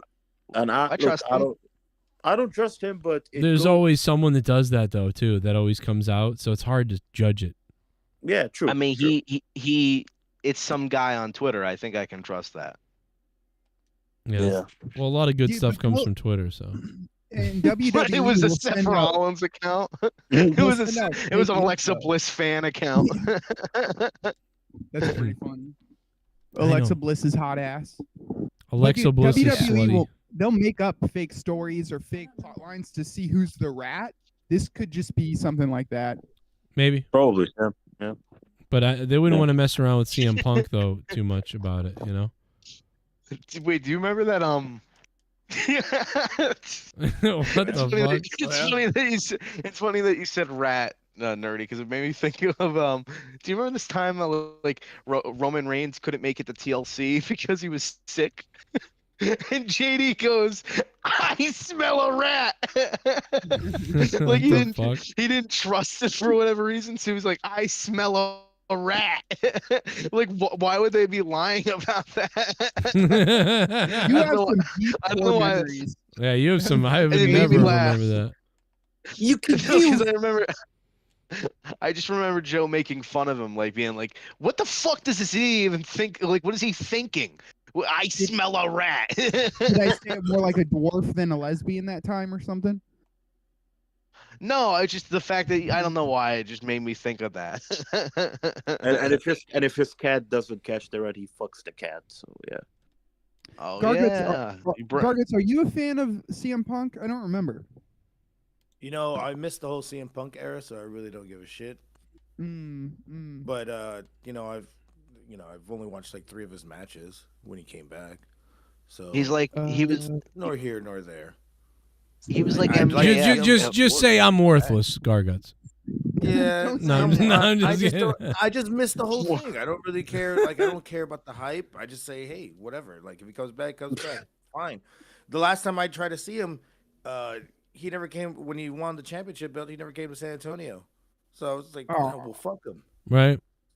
Fuck him. Yeah, so you were happy when he got his ass beat in the MMA? Did you watch that? I was rooting for him. I was rooting for him in MMA. I was like, if you can't make it in wrestling, do it in MMA. But that's about it. I just say what Luke is saying right now, that it can't be Randy. It has to be Randy Orton. They're gonna have to announce him because it's gonna be a letdown to the fans. The fans are gonna riot.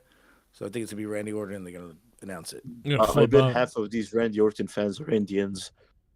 Jesus. And you Joe, don't want I sent you on them. Twitter. Hello. I love Randy Orton, man. This is how long I was involved, so you can tell. Somebody was talking about Aaron Hernandez. Randy Orton. He gets me all Randy Orton. I do believe, God damn it, Omar. I do believe Aaron Hernandez's murder scene was brought up earlier. Yes. Yes, they're making an American Horror Story on him. What? Really? And, yes, and Schwarzenegger's kid is playing Tim Tebow. Whoa! I sent it to you on Twitter, Joe. Thought you said something else. My sister fucking loves that show, and I think it's a garbage piece of shit show. I thought you were going to say my sister loves Aaron Hernandez. Seriously, I'm dead serious. I know. I hate it. I hate American Horror Story. I don't think it's scary at all. I think it's just listening to really what they do fucking to gay. They'll show Aaron getting raped in prison and hanging up there. Cool. They should call it Hispanic Homo Story. That's what they should call it. Yeah. American Horror Stories? Get it? Hernandez. I just remember everybody being like, dude, this show's terrifying. And you watch it, it's like one of these fucking stupid fake ass fucking Goosebumps type shows. Like, yeah, it's like it's more adult, but it's not fucking scary. I don't know. Yeah, I just remember everybody hyping it up. About Tebow, like Tebow's really a pussy hound and coke fiend or something. So wait a minute, who's playing Tebow? I've never really watched it either. Arnold's kid's playing Tebow, right? Why is Tebow even in it? Because he was his teammate in college and in. Oh, okay, I didn't know that. Dude, I think Joe's doing coke. There's rumors that they were secretly gay together. Ooh. Because Aaron was gay in college. He killed somebody in Florida too.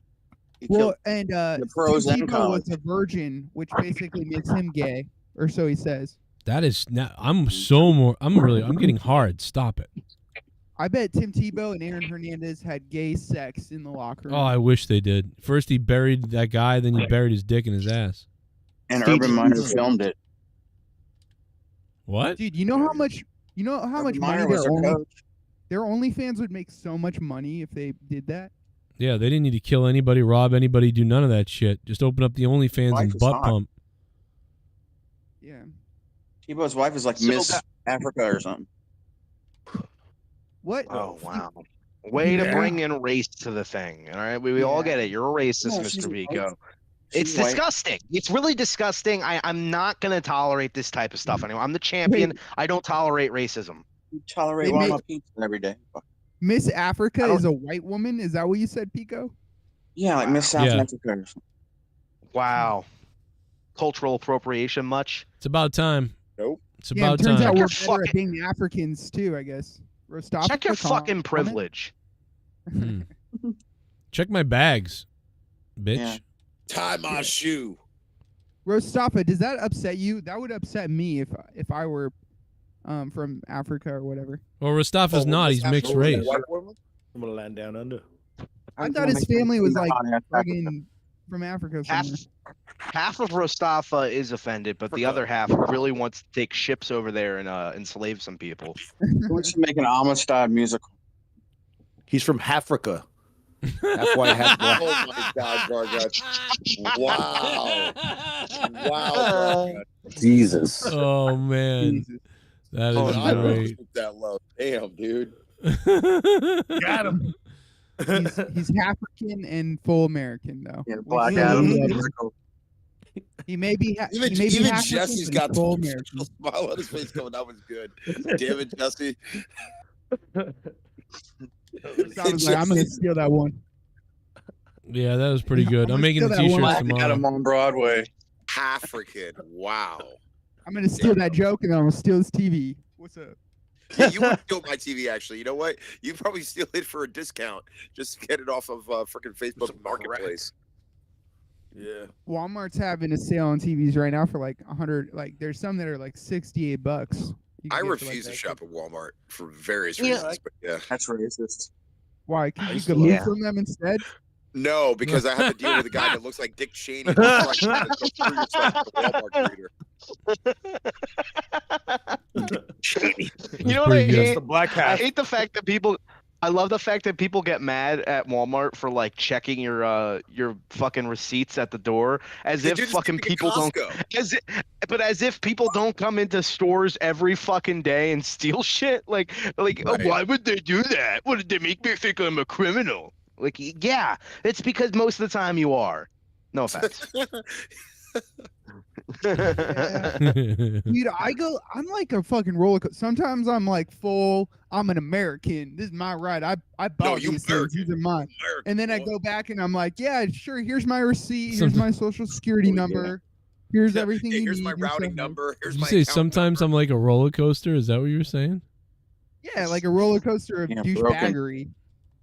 Sometimes I'm a douchebag and I don't want to show my receipt, and then sometimes I'm like full, Yeah. Show hey, no mercy. here's my number. It's Wow. called being Wow. bipolar, my friend. It literally takes you 2 seconds to like, oh, here's my receipt, sir. Yes, Matter I of fact, did you know not what, steal Omar? from this store. This is a good question for you, brother. I Wait mean, a second. Did Rostafa just say master? Like, I swear he just said that. I said, Okay, Omar. maybe a second, Omar. What's up, man? Omar, obviously you don't have Walmart or Costco necessarily in your country. You got to have at least some type of supermarket or some type of big market chain where they at least have the greeters out front. There's got to be at least one chain in your area. There's multiple here in the UK. Yeah, He's always saying going out of business.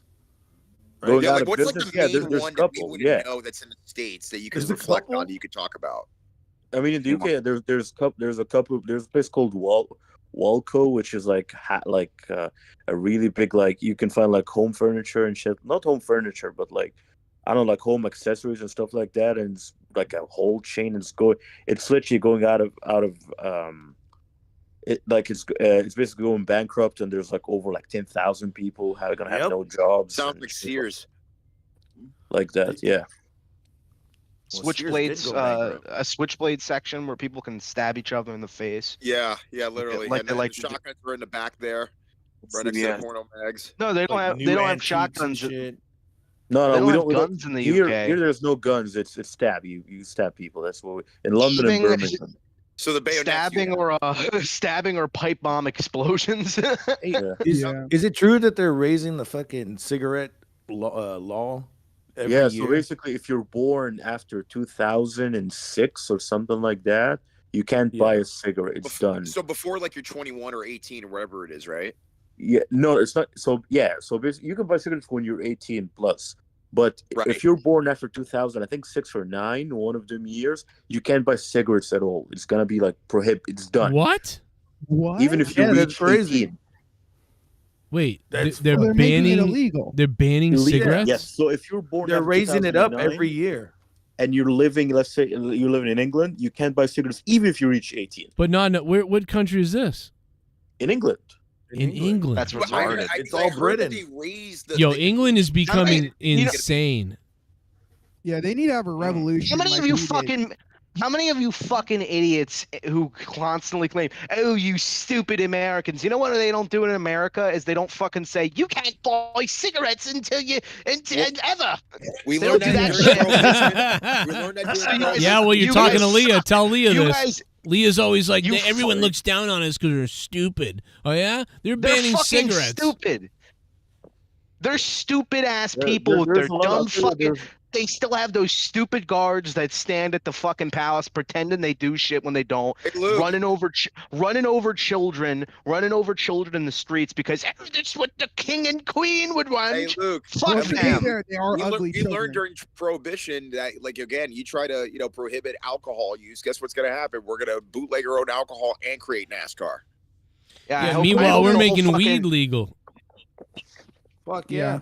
They're going backwards. Yeah, I mean, Texas. listen, and that's cigarettes what are the- stupid. Guns but legal. I get it. That's what those posh idiots look down on us and like, oh my god, look what they promote: drugs and alcohol and cigarettes. We don't let those types of things. Yeah, because you're banning the choice entirely, which is horrible. It's a horrible thing to do. So how do you Look, ban I'm cigarettes? telling you- You're gonna have to go grow your own tobacco and just smoke it. It's illegal to be impolite in England. Yeah, whatever that means. Yeah, and on YouTube, I follow this black dude that lives in the UK. and he's Stalking a American, black guy. What a typical white person. Scumbag. doing what I do best. He wants to Gotta learn. get his hood cred in. And he would ask Europeans, like, why do you think Americans are so dumb? And they would always cite this TikTok that every single one of them, it was the same TikTok of an American getting asked like geography questions, like, where is Croatia? Where is the country Georgia? Exactly. And Yeah. They had no idea. Because And half these because of people that- in fucking London don't I'll tell either. you- Like, I'll Yeah. tell you, listen, as someone who lives there, I'll tell you a little stat about London. You know, they found out in London in 2018 in the waters that there is more grams of cocaine in the water in London, more than the entire continent of Europe. In the water? So people basically Bottle me some, dude. So people basically, like, let's say have a night out, whatever, and they throw like a bag or whatever.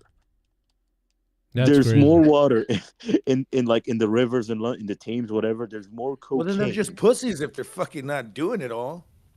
Yeah, the fuck exactly. are these wasting They go, precious "Let's coke, buy bro? some cocaine. My Hold on, head- look. People here pretend to be like really like high, like we're very like advanced and whatever. But trust me, they're some of the backwards people I've ever seen in my entire life. And I already knew that. I already knew that because it's coming from I already me. knew And that. I lived in shitty Egypt, bro. I'm telling you, they're very backward. Omar, I already Shit knew to that Egypt. because you guys still have a fucking king and queen, like a bunch Yeah, of here you- idiots. Well, and they You guys- got a we lot of gotta go cigarettes. this- Monarch.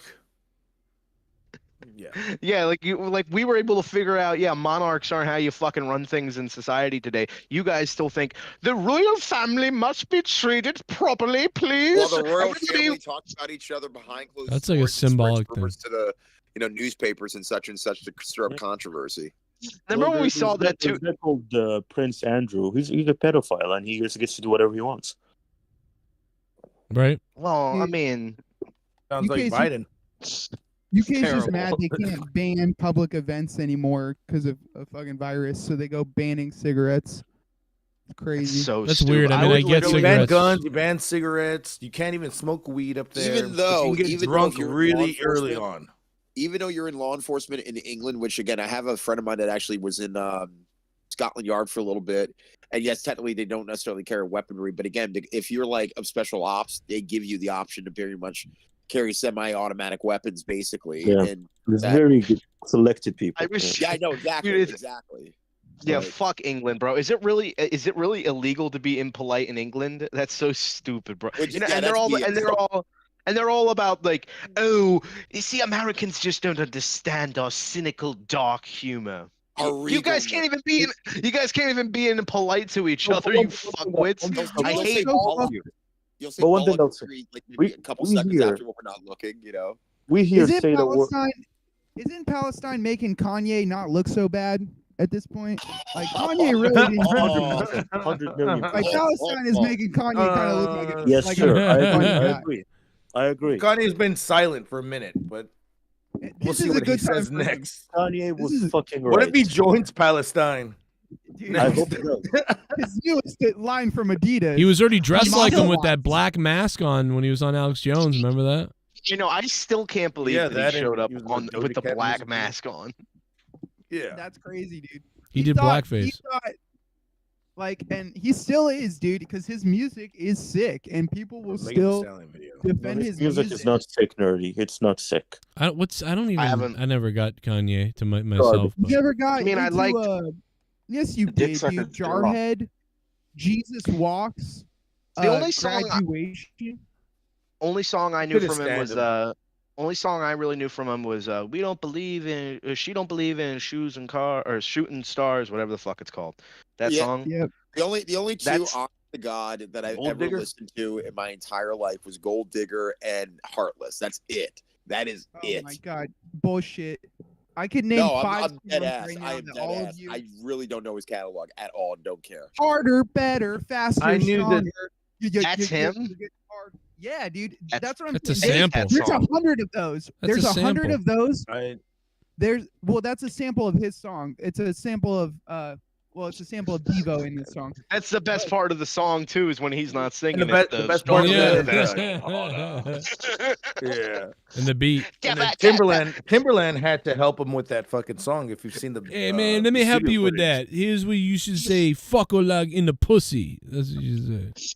It's funny we're talking Yeah. about British people. It's funny we're talking about rappers and British people because I was just thinking about like the worst type of British rap is like the fancy like smart rap, you know, where like people are like, "Oh, perpendicular to my heart astray," and I can't. Hey, you don't like hip where they That's comedy rap. That's comedy rap.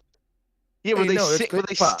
they sing sort of like they're like on a night on the town in 1877. Like, I was once walking with my mistress down the street, and I couldn't decide. Like, I hate that type of cadence in rap. It's so fucking gay, and I hear it all the time from like British type of rappers. Oh, that it's and the crap. fucking shout out to my boys in Wellington.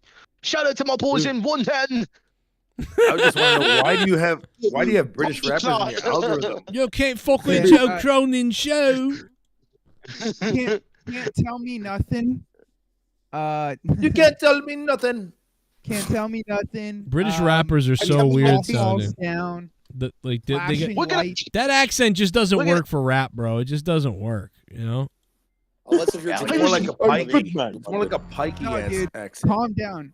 If you look at the song "Calm Down," that song hits, and it's a British rapper, dude. Listen to it. Calm down. Never. No, that Do they have right there, videos? that twang you just put on. Just Only once 'cause a it's a bit- black guy, Joe. Just That's once a why, bitch dude. is always a bitch. Once a bitch, Have you're any- always a bitch. He's in my dick. I'm gonna make your mother suck my stick. It's like I can't take it seriously. Like when it's like somebody like that, they're like, No. I'm about to penetrate you with my log. Here's my log inside of your rog. Your mother's carpet muncher. Here's a bunch of fucking bullets to your skull. And I'm invincible. Here I come, I'm a principal of the school. I'ma rape everyone is a fool. I'm shooting them up in the cool. It's like, what the fuck is this voice? It's just the accent. I can't do it, bro. No British rapper. Yeah. I'm sorry, British rapper. Just, you're gonna have to start a rock band if you're British. You sound great as rockers. You know what I mean? Like, so sorry, got it this way. That shit. That sounds You great. know what? No. Honestly, they sound great as as rockers because you can't even tell that they're British. You know, Like, Exactly. they sound American. Yep. Look at, but it comes out a little bit. You know, it's like Green Day. You know, it's like they're American, but they're doing a British accent. So it's like, but that sounds good. Do you know your enemy? Do you know your enemy right here? I will love give that I will song when I give was a Green Day kid. credit. I will give Green Day The only, credit. the only They- American band that sounds like non-American is Dropkick Murphys. I What? mean, We're shipping up to Boston. Yeah. What'd you say? They don't sound American either. yeah, Dropkick Murphys, like they sing in that Irish slang. I mean, they're from Boston. Yeah. I get it, but I Yeah. Actually, dude, funny so enough, I grew up with those fucking guys. in recent years, I mean, again, this is not necessarily an English band, but basically in Ireland, because they do this every St. Patty's time around. There's a song called "Drunken Irish Pub." Are you familiar with it? Yeah, from Dropkick Murphys or who? Oh my God, it's so freaking good. I'll have to send you the picture of me with them in our practice space because we shared the same practice space for 6 months. Shit, with Dropkick Murphys? Yeah. That's awesome. In Quincy. Fuck yeah. Wow, dude. Yeah, I can still come. The Irish. Can you see Rostafa doing the Irish jig to Dropkick Murphys? So and it's funny. I think it's Leah. I don't remember now. I have to ask Leah, but I think Leah's friend knew them too, and so she's something. So I was like, that's weird. We have a double connection. But I mean, they're from here, so it's like, everybody ran in. But they just they were great at the time when I played with them or practiced around them. I'd just gotten out of this other band, and they had already been. And they actually were. So, dude, the weird thing is they were practicing down the street from us. So we were practicing in a place in a band when I was in high school, and they were practicing right down the street. And then years later, I had a practice space, and they practiced there as well. And because we had a mutual friend, we were able to share the spaces. We just couldn't obviously touch their equipment, and we had our own equipment. So it's weird that, like, I practiced right near their practice space, then in a completely different area of the world, in a different band 2 years later, we were in the practice space of them. It was very, very strange. And That's dope. The second time, though, was crazy. The first time they had only been like on MTV and stuff. The second time when I practiced with them, it was around the whole, like, Red Sox won the World Series, shipping up to Boston was huge and all that shit. So it was like, dude, it was like, that was different. That was like that's why the practice space was way nicer, I think. The other practice space was shit. I was Ken Casey in real life. I love them. He's very nice. Did any of them smell like piss? I feel like one of them would smell like piss. They smell like Guinness. I love Ken. So Ken Casey, like, I've run into him so many times, and he's just very relaxed and nice and calm. And we usually talk about the Bruins, so that's pretty much it. Yeah, they always play them in the Bruins games, always. Yeah, no, they're big, obviously big Bruins guys, and so we just kind of talk about, the Bruins, and I remember talking about how South Boston's changed, but stuff like that. We had some conversations like that, and he's cool. He was very calm and. It would have been funny though. It would have been funny though if Omar was like, "Really, you knew them? What are they like?" And then Joe was just like, "I don't really talk about personal stuff, man." Just like cuts him off. Like, what a douchebag. That'd be wicked We funny. will be having a Q&A session at the end of this podcast. I will. What I'll say too is the other thing I'll say is that, like, when I spoke with whenever I would speak with Ken Casey, it would be like a sort of thing where I would dial myself back because he would be like, "What the fuck is wrong with you?" Because I was so ridiculous that I have to dial myself down. Yeah. So it's like on a first date when you don't want to say your jokes because you're afraid that it'll scare her away. Yeah, like, I don't want to scare the fuck out of Ken Casey. So and when she does get scared, you pull out the chloroform. You don't want him shipping out of this bedroom. Yeah. But I'm Gargos. I'm gay. Muscle man. I'm scared everybody. No, dude. I think I have the best Gargos laugh. I think I could. Sounds like Muscle Man from the from regular show. Yeah, so it's like my mom.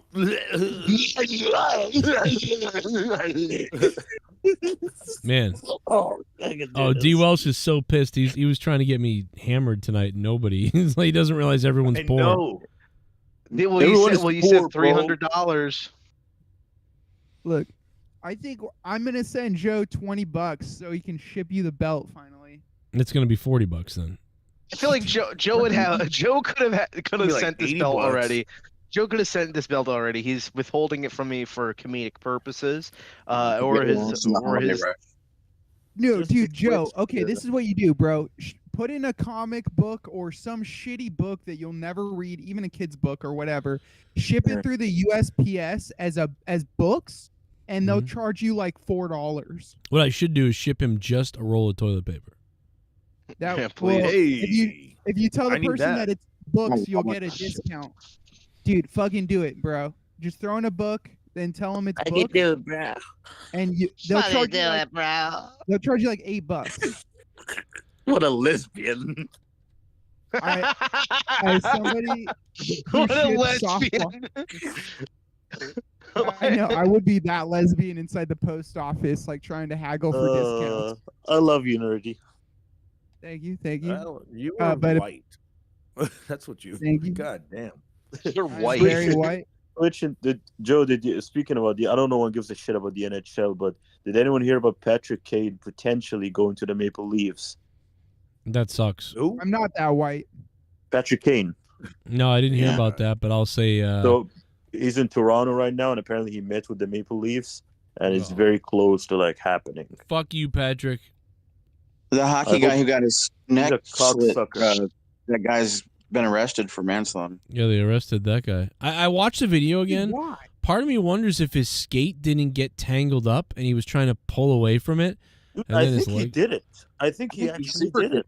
Yeah, I mean that's what everybody says, that he did it on purpose. I mean, it kind of looked like that at first, but then I started thinking maybe his skate got tied up and it like. But I don't know. Dude, nobody. Joe would have a good lawyer for that. Joe would be the best defense lawyer because like he just always like goes for the side that everybody's kind of against. So like OJ, he would have been like, well, I mean, I don't know, man. I mean, I don't know. I mean, it's what we think happened, but what are you talking about, Joe? His fingerprints were all over the. I mean, we don't really know. That's the thing. We don't really know for sure. Let's see the pictures of the I did it. fingerprints. Then he makes a book that says, "I pretty much, oh yeah, I did it." I didn't see the video I yet. did it. Yeah, I did it. I I thought mean, it was if I did it, If I did it. Dude, the book he made was insane because he literally just like Now a he terrible, basically tragic- describes the murder scene, but then he's like, but my imaginary friend Charlie was there, and I couldn't recollect what happened after that. I just ran away. I saw a white woman dead, white boy dead, and I ran. Hit my Basically, head on he the did- goddamn AC. Basically, he describes the whole confrontation that happened, but he says this is what would have happened if I had done it, but I didn't So do it. I'm going to show you right But now. I'm I'm going to show you right now. I'm going to show you right now. So my client, what's going on here is my client attempted to do what is called a slew foot on the player on the white team, and he was trying to get his skate jammed under his skate to perform an illegal move called a slew foot or a trip. That's what I was going for here. So you watch the left leg here, leans into the skate right there, and you see the skates get tied up with each other right here as he goes to try to press down on him and trip him down and shove him because he was upset about a play. And then what happens is the skates release, sending him into a sideways position now and a tailspin that releases his leg upwards because of the momentum of the releasing of the two skates. And that forced his leg up into the air. And incidentally, a third party arrived, and the skate accidentally made contact with his throat, which resulted in the accidental death of that player. And so my client was actually attempting to be rough around the edges on the other player that he was engaged with. But when the skates released, the momentum sent the leg flying into the air, and that's where the accident took place. My client did not attempt to kill anyone and certainly wasn't even really aware of this, being a fatal situation, and his head also never moved towards the player that he was targeting. He was still facing the other opponent. So, well, Councilman, that's a good point. I mean, what does your client have to say about this? No, yeah, I did it. Yeah, I hated that guy. He goes, he just straight up this killed him. this right here. Now you're gonna watch the left leg. You're gonna watch right here. They're separated. There's the entanglement, and now watch the body position shift because of the toe pick. Because of the toe pick, his body shifts sideways, and the left leg, see right there, the body is now shifted because of the toe pick. And now the left leg shoots up into the air because of the releasing, and he loses his balance and falls upwards into the air. If you know what I mean, it's not done on purpose. It's incidental. And isn't this guy Canadian, right? He's Canadian. I don't know, but I know that would be my.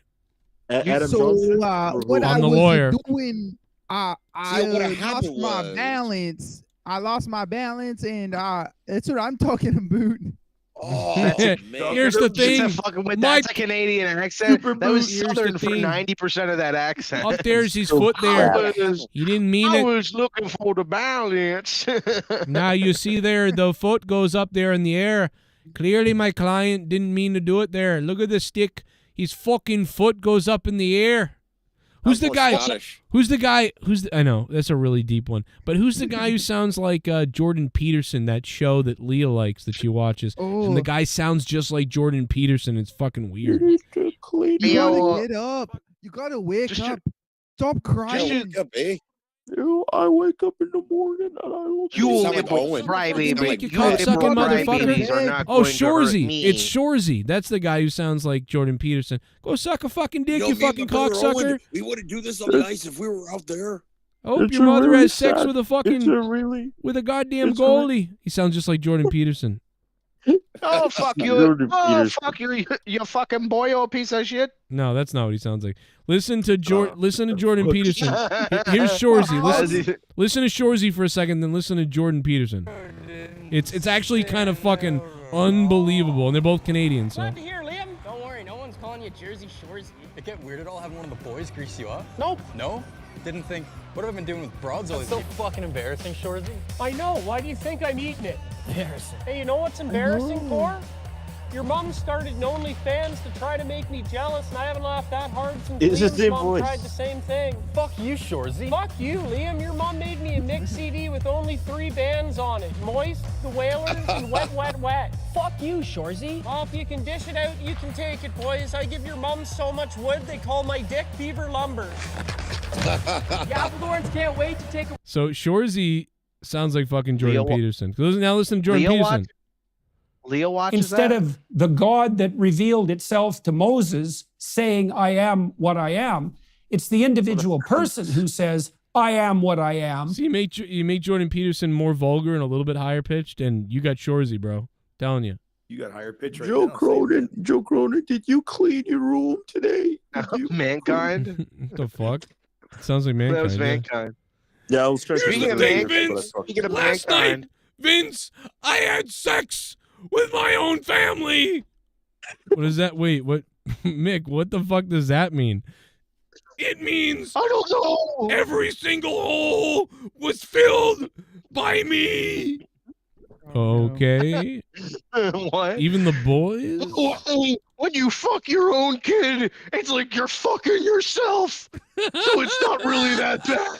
It's like masturbation. And quite frankly, here's the thing. They had a nice day. All right. Okay, Mick. Jesus.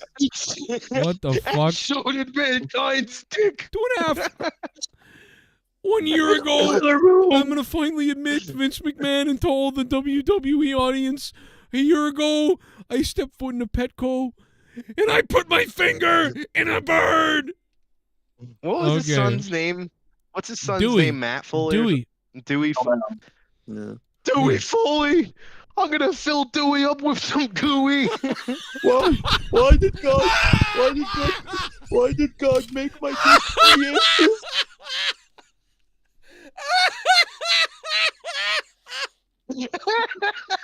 The first gooey match. There's only one time. And there's not a second.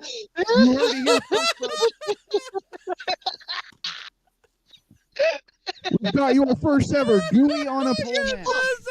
Jesus.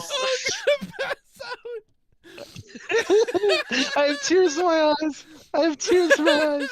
A tear in my eye, I filled up my son. Tears in my eye and I made him cry.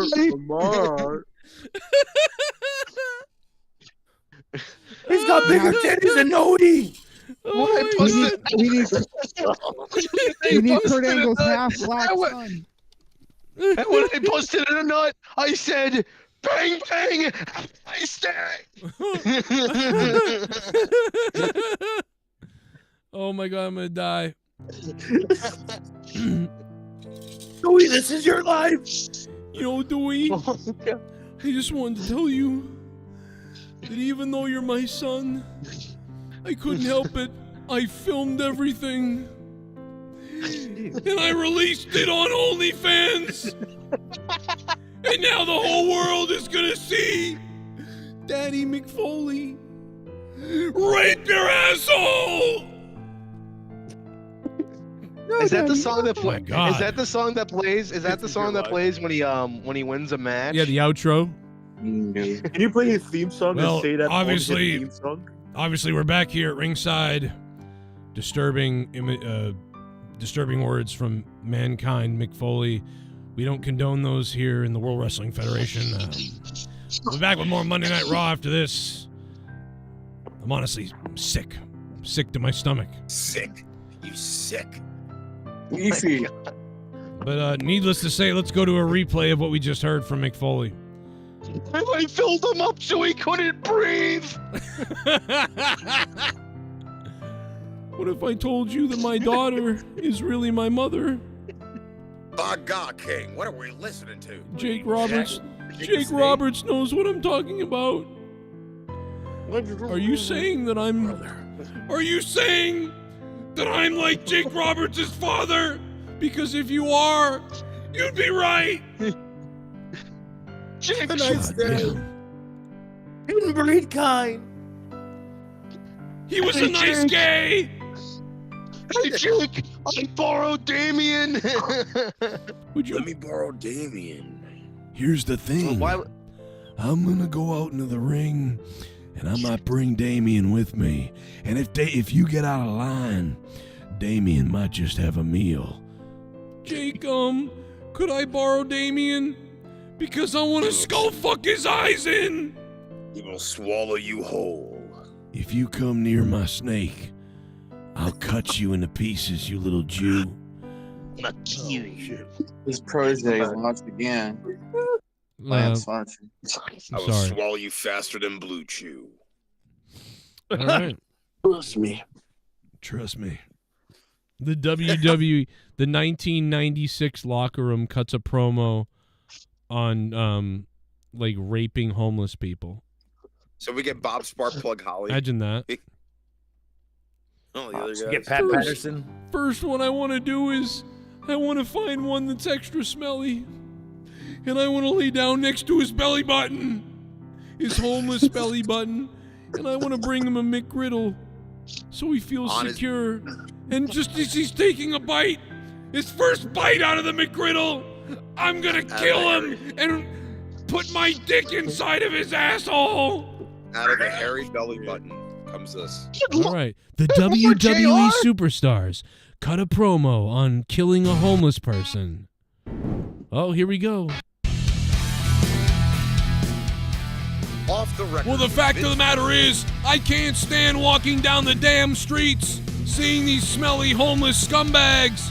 So the first thing the hitman's gonna do is I'm gonna go up to one of these smelly homeless cocksuckers and I'm gonna say, stand up straight. And when they stand up, the hitman is gonna crack them over the skull with a damn rock. Because I believe in things like the Canadian tradition of taking out the trash. And I know in America you don't believe in that anymore, but we do in Canada. So I will assault a homeless man. I will end his existence in his life because I'm the best there is, the best there was, and the best there ever will be. And I'll do it with my brother Owen. Hey, wow, okay. Bret Hart, everybody wants to kill homeless people, I guess. It's very strange. What a strange, it's very rare that WWE does stuff like that, especially for such a, I guess, a niche topic like killing homeless people. Yeah, that's a little weird. I mean, it was desperate times. It was desperate. It was desperate times in the 90s. You know, call for desperate measures, and sometimes you got. Joe, could you do Ryback pretending to be part of the Attitude Era, but he's not? Well, he wasn't. No, he does that. He kind of does that on his channel every day. I mean, basically what happened was I was working with guys like Stone Cold, working with guys like Kurt Angle. And here's the thing. Stone Cold.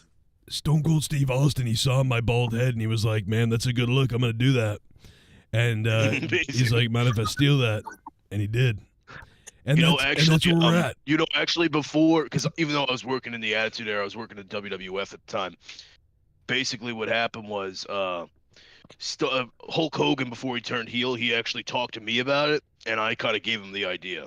You know, Yeah, Rick and You Scott know, Steiner. you know, Nation of Domination was my fucking idea too. You Rick know, and Scott that was- Steiner stole my gimmick, man. Even RVD, he stole the spray paint gimmick. I blackfaced myself and I became The Rock. You got to Yes. work with guys like, you know, I really did get to work with guys like HBK and stuff like that. Well, didn't you wrestle? Actually, didn't you wrestle in 2012 after Shawn Michaels had already retired? Somebody cloned that's me. not true. That's not true. I got Before, cloned. before all that, I dressed as Macho Man Randy Savage and I fucked Stephanie. That was me. I was actually in WCW at the time. I had this undefeated streak. What I see looking in my face right now is one of the biggest scumbag pieces of trash I ever seen in my damn life. The fact of the matter is you're a dumb, homeless son of a bitch. So stand up so Stone Cold can whoop your homeless ass. What? I said you smell. What? I said you stink. What? I said you're rotten. What? I said you're trash. And now that's the bottom line because Stone Cold said so. Now tie my shoe. Now tie my shoe, you stupid son of a bitch. Well, there's Stone Cold Steve Austin. He's on the streets of Chicago tonight, and apparently Stone Cold Steve Austin's going after.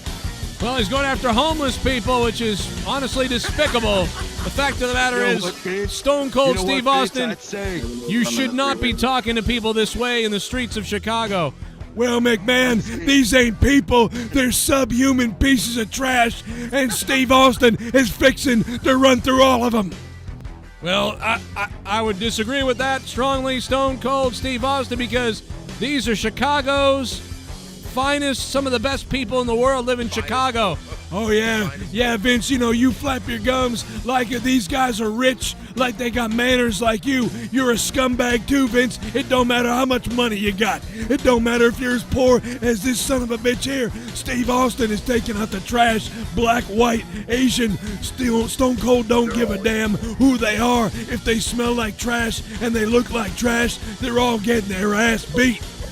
Well, we certainly hope that doesn't happen tonight, but we'll go back to more Stone Cold Steve Austin on the streets of Chicago when we get back, because right now we're going to continue on with Sonny. We have heard that Sonny right now is apparently driving behind the wheel of a car and she's drunk. We'll be back with more coming from the War Zone. It's Monday Night Raw, and I'm Vince McMahon alongside Jerry the King Lawler. More with Steve Austin, and we'll catch up with Sonny on the road, some would say, the highway to hell. That's where the song would have transitioned. That's where the song would have transitioned.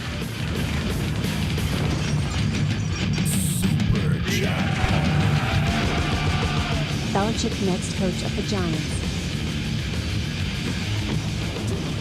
Yeah, you know, Belichick has always wanted to be on the Giants coach, so, right? So, there Oh my God! If we lose always go back to the Brady Jet. and Belichick, No, yeah, this is bad. Julio Guzman, thank you for the $1.99, man. Yeah, I just can we just let him finish here, get all the wins, all the awards here, and That's then what she said. like, come on. I know He's they gonna took. retire. We didn't get that with Brady. We're not going to get that with Belichick. It sucks. People who think the team's going to be better without Belichick are stupid, because we'd just be a shitty team without a great coach. You know what I mean? So we would just be like, I don't know. It sucks. Dude, It sucks. Belichick leaving will be equal like when the Bruins got rid of Claude. Like when Claude left, that's when in my opinion, it just declined. So if Belichick leaves, this is over. Did you say the Without Brewers? Mac Jones, that's what you're better. What? You're better Did you say without the Mac Jones. It will be equivalent to so Claude, the guy who won the Stanley Cup with us with the Bruins. After he left, it hasn't still been the same after that. I know it was shit, but it wasn't his fault. I see. you started talking hockey, which is a foreign language to me. That's why I didn't understand it first. Joe will know what I mean, but yeah. I really wish what Joe said while he was doing the Stone Cold bit. I really wish what you had said, Joe, was I would drop him on his stack of dimes, Nick. But you know what? I don't think this son of a bitch even got a dime. I thought that would sound exactly like Shotgun Saturday Night. Dude, I love Shotgun Saturday Night. They would do these fucking ridiculous over the top promos and then just fucking recap everything, and it'd be Vince McMahon. We're over here in the New York subway. Undertaker's coming down with two bitches. My name's the 1-2-3 Kid, and I looked at the homeless person. I said, "How many boxes you got?" Dude, and I counted 1, 2, 3, Kid. When Luke did Ryback pretending to be an attitude, there was like, I knew Shawn Michaels was my friend, and I just lost his head. Actually, yeah, me and Shawn Michaels used to hang out a lot. Like we. How much you want to bet that Nerdy can do a great Jim Cornette impression right now? He just did. What are you talking about? He just really did. I like an even lower scum buffoonery of being Jim Cornette, like even lower. I broke my legs. Jim Cornette had some funny fucking groups. I'm gonna look up. I broke my legs. He tore both ACLs at the same time. Yeah, that's what he did. He hanging off the scaffold. Himself. Yeah, the scaffold. Dude, and he fucking fell down. I saw that video today. It was. You never saw that prior? No, I'd never seen it before. That's crazy, bro. He broke both. He busted both his knees. Macho Man Randy Savage did a jump from a Hell in a Cell or from a cage match that was like 10 feet taller, and they pointed out that he didn't break anything. And then they showed Jim Cornette breaking both his legs on that. Which originally, here's the story behind that. So Bubba, who is Big Boss Man, was supposed to catch him, but he misjudged him by wearing his glasses, and because of which Jim fell right on the mat and blew out both knees. That's crazy. Yeah. And he probably never walked the same. Well, no, he just didn't work. He just got his he got the pus all squeezed out by a doctor and just had to wear I guess a brace or something like that for like the next like couple months. Yeah, no more scaffold matches. Yeah. I'm looking up to see which one of Jim Cornette's stables were the best ones. No, I was gonna say Midnight Express. It's probably his best. Can someone here do a Robert F. Kennedy impression? But it's not an impression show. Yeah. I was gonna go. I mean, like, well, I got carried away. No, I'm just thinking of like the douchiest types of responses. Dude, Omar, I could do a Hunter Biden impression. I can do a Hunter Biden impression. Anybody got blow? Oh, white lines on my mind. White lines. All right, Camp Cornette had the British Bulldog, Owen Hart, and fucking Yokozuna. Yep. Yokozuna, the three death. Yokozuna. So that's a pretty good one. Yokozuna. Later. Fucking retard. Fucking idiot. Hey nerdy, how does it feel? How does it feel that you always are like, "Oh, I can never get anybody for my trivia show," and then literally 3 people, including Dork Knight, was literally ready, and like we were all gonna do it last night, and you couldn't respond once to the Discord. You fuck. Dude, I didn't get any messages on my phone or anything. But, wow, I directly messaged you too. Check your Discord, man. My notifications must be turned off or something on my phone. I'll that's my bad. Well, it's okay. Maybe because you know what, fucking Dork Knight. I thought he was gonna jump on the stream tonight, but he's like, "Oh no, I'm in a hotel." And like, come on, dude, get a house already. We know you were kicked out, but still. Dude, fuck, that's such. My mortgage is due tomorrow, so I got to make some extra cash anyways. And I was probably working too, so sucking off that. Garguts' left testicle. Even Garguts was gonna jump on. He was like, "Yeah, man, whatever the fucking hell, man, like, whatever, dude. Like, I don't give a fuck." Very good, Luke. I saw Garguts was live too. This is not an impression show. Look, can you check? Check your DM. I'll send you like a picture of Drew McIntyre joining the Judgment Day. Let me see. Oh, I have a picture of Ryback and his new girlfriend. That last week. Is it a cow? Joe just sent me a text called "I'm gonna fill Dewey with some gooey." He's still laughing at that right now. Let me see. He's got Rhea tattooed on his chest. You know, yeah, dude, he actually looks like it. Literally looks like what he looked like when he was in 3-man band. Yeah, true, exactly. One day they're gonna reunite. Yeah, one day. All you need is Heath Slater to win the WWE title, and then the trifecta's complete. Yeah.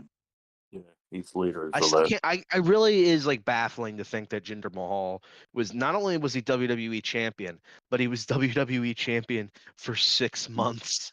And he's still employed. And he was a good champion. I feel like, dude, he played the heel role well. He was not good. You know what? Honestly, he did get people to talk about him. You know, like people were constantly talking about how shitty Jinder is. Don't hinder the Jinder.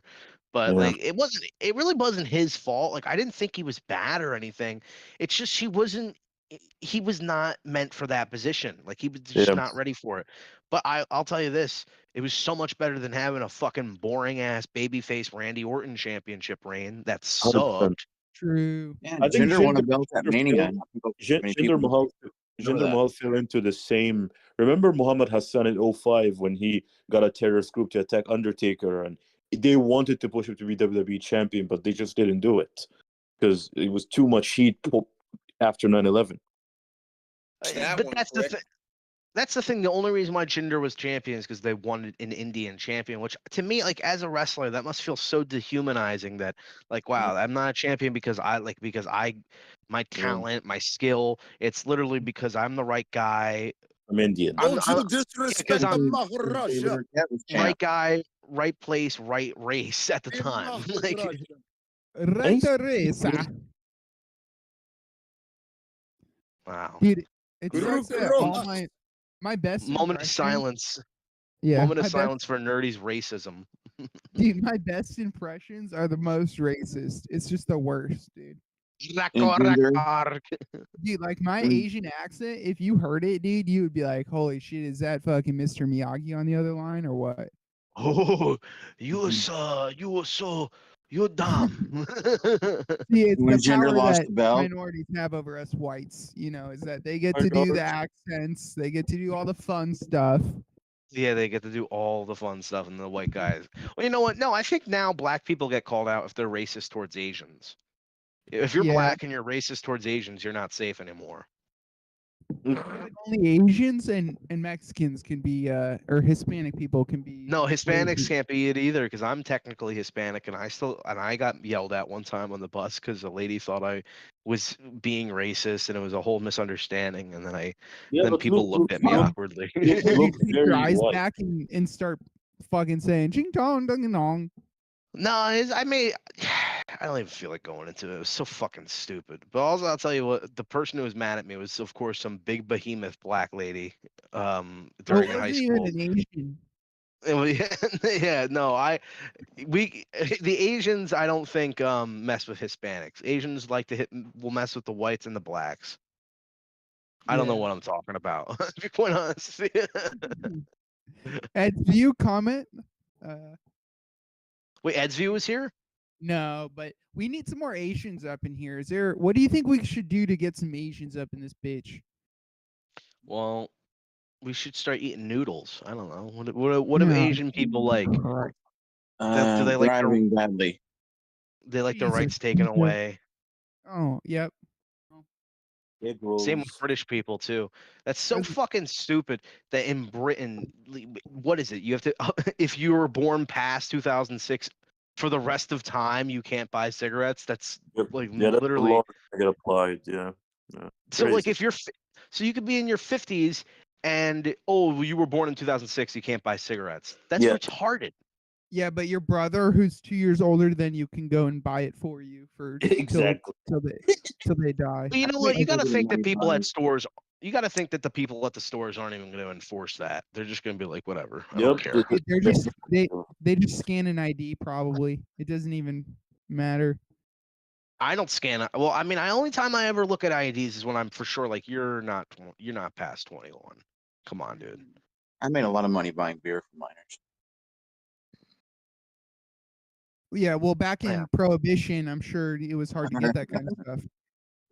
No, I thought there's just I wouldn't go in saying that because it's very creepy sounding. You know, like I bought a lot of beer for minors. Next thing you know, you're like, oh, I bought a lot of condoms for them, and then the next thing you know, I touched a lot of them. I raped a lot of them. It just goes down the rabbit hole. Yeah. Pico, comment? Yeah. Imagine like Ryback. Imagine like down their Ryback. rabbit holes. Imagine like Ryback coming out of the store like with like like a fucking 6-packers or whatever, and he's going to like some 15 years old. I got you guys some beers, and I'm trying to make some friends in town. I'm trying to make some friends. Excuse me, hi, I'm Chris Hansen. Do you mind talking for a little bit? Love that show. Whatever. Yeah, whatever. Whatever, man. I don't care. Just sit down over there for a second. Dude. Whatever. Where's Chelsea? That's the thing that I wanted to talk to you about. Your name's Ryan Ryback Reeves, or as your username, RybackEatsYoungPussy.net. Yeah. Yeah, that's right. That's right. That's right. That's me. Okay. And you were believing that you were going to be, I guess, meeting up with a 14-year-old girl. Yeah. I mean, come on, dude. Like, what are we doing? Is this fucking 20? Is this 20 questions? I mean, come on. Now, Ryback, when you said here that you wanted to eat her muffins out like it was her 8th birthday, did you mean you wish she was 8? No. What I meant was like, I'm gonna eat her pussy out, right? And she's gonna be like, "Oh my god, this is like when I got my first bike," you know? Right. Disgusting. Now, were you gonna eat it from behind or from the front? I mean, I was gonna do, back and forth, Like, listen, I don't understand. Is Chelsea coming out at some point? Or are you are you kind of joining in on this?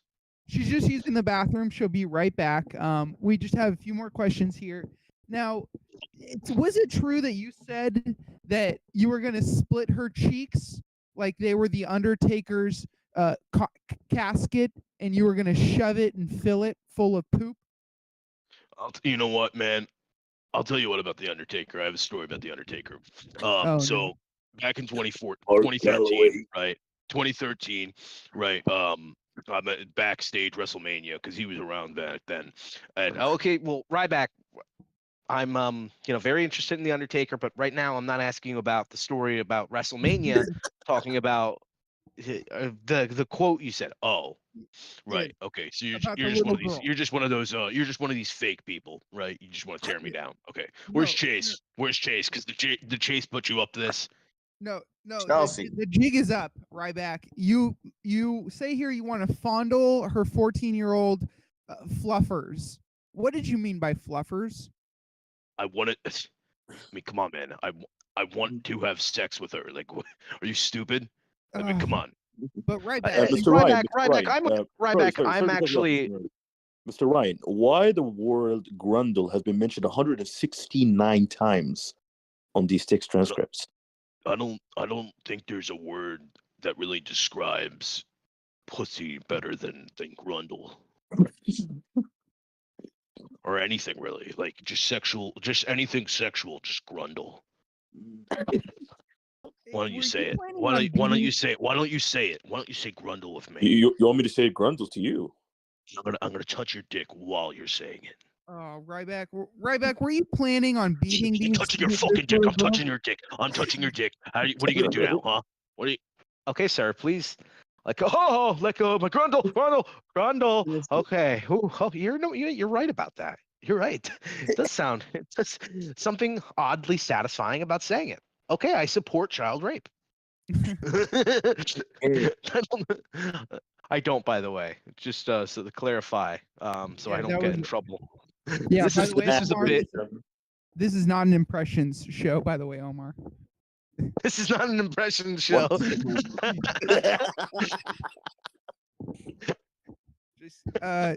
Well, I did pull up questions for trivia if we want to play that at some point tonight, later, or whatever.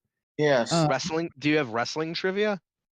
No, I have a toucher, teacher, or terrorist, where we have to decide whether somebody is a toucher, a teacher, or a terrorist. Well, I'm the terrorist. This is over. I mean, See, that's a visual. That's a visual aid, and I can't really participate in that. And oh shit. You know, ooh. it's not really fun. It's not really fun when the champ can't have fun.